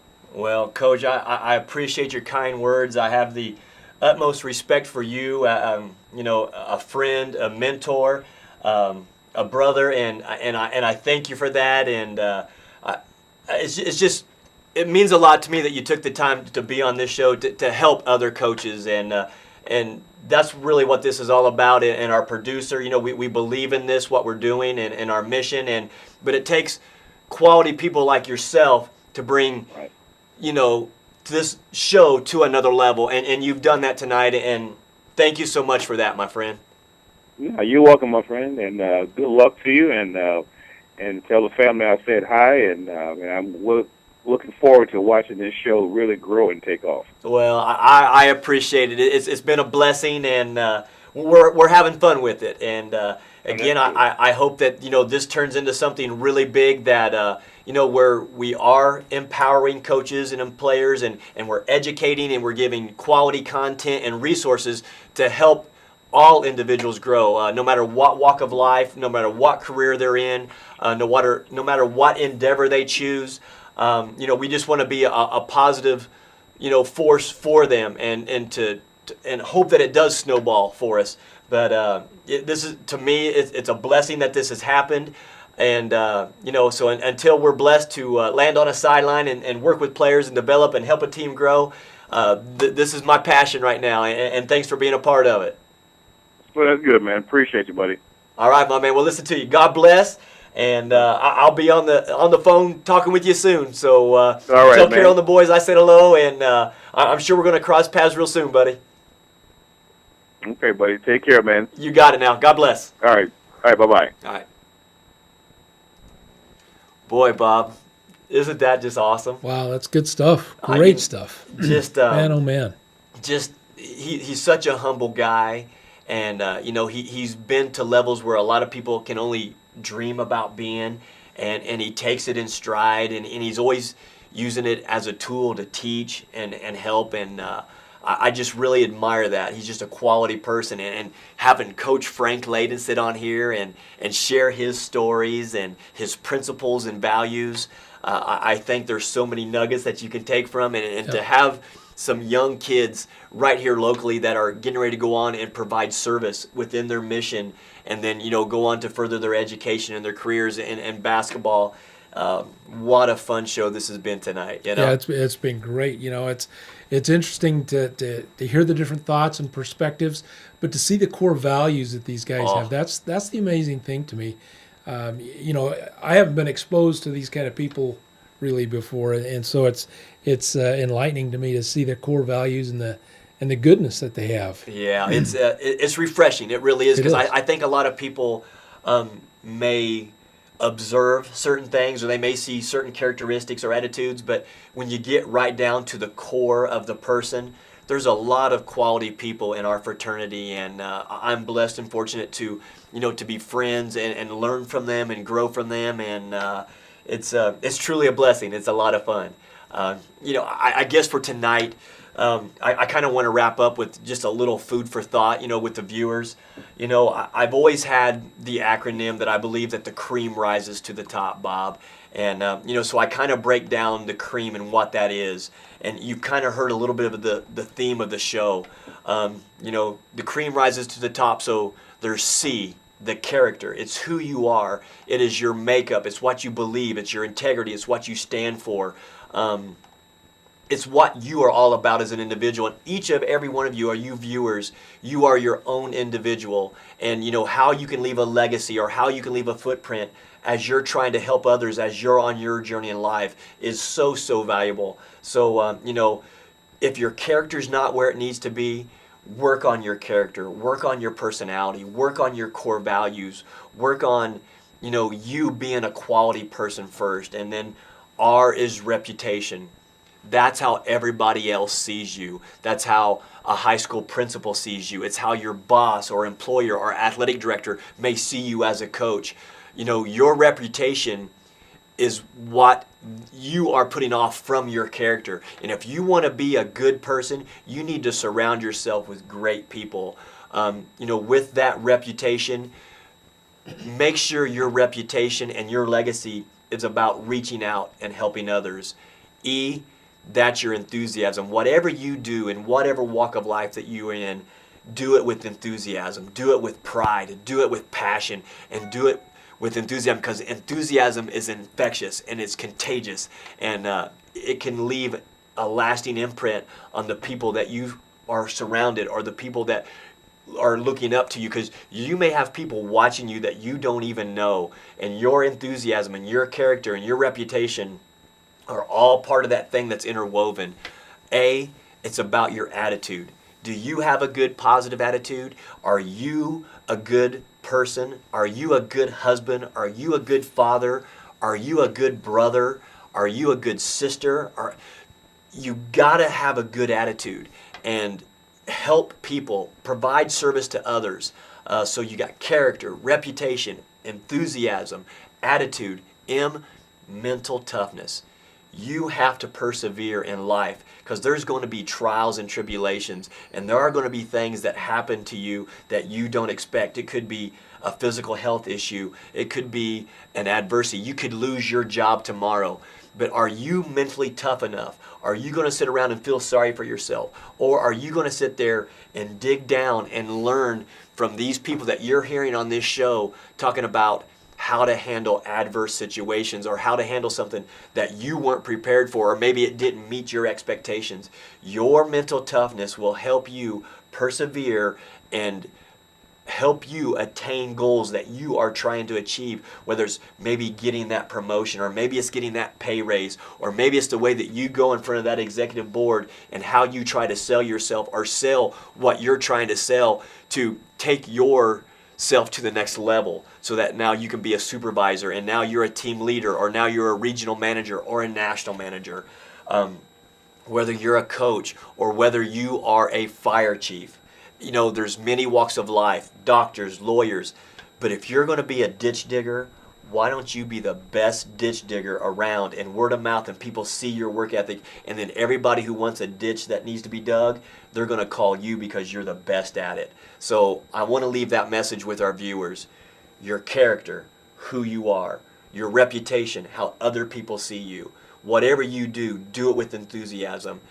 attitude. Have a good attitude and be positive with the people that you're around and the people that you love and the people that you care about, and even to people that you don't even know. What's wrong with helping a person who's broke down on the side of the road with a car? Do you just drive past them and ignore them because you think, well, someone else will do it? Step up, help out, help them push their car. Do what you got to do. Mental toughness. Be mentally tough to be prepared to handle adversity. Be mentally tough to be humble when something positive happens to you. Be mentally tough enough to learn and grow and accept accountability when things don't go the way that you want. The cream always rises to the top. God bless. All right, Coach. All right. That we are out. That's the Coach Scott Fields Show. See you next time. How's that, buddy? It's good.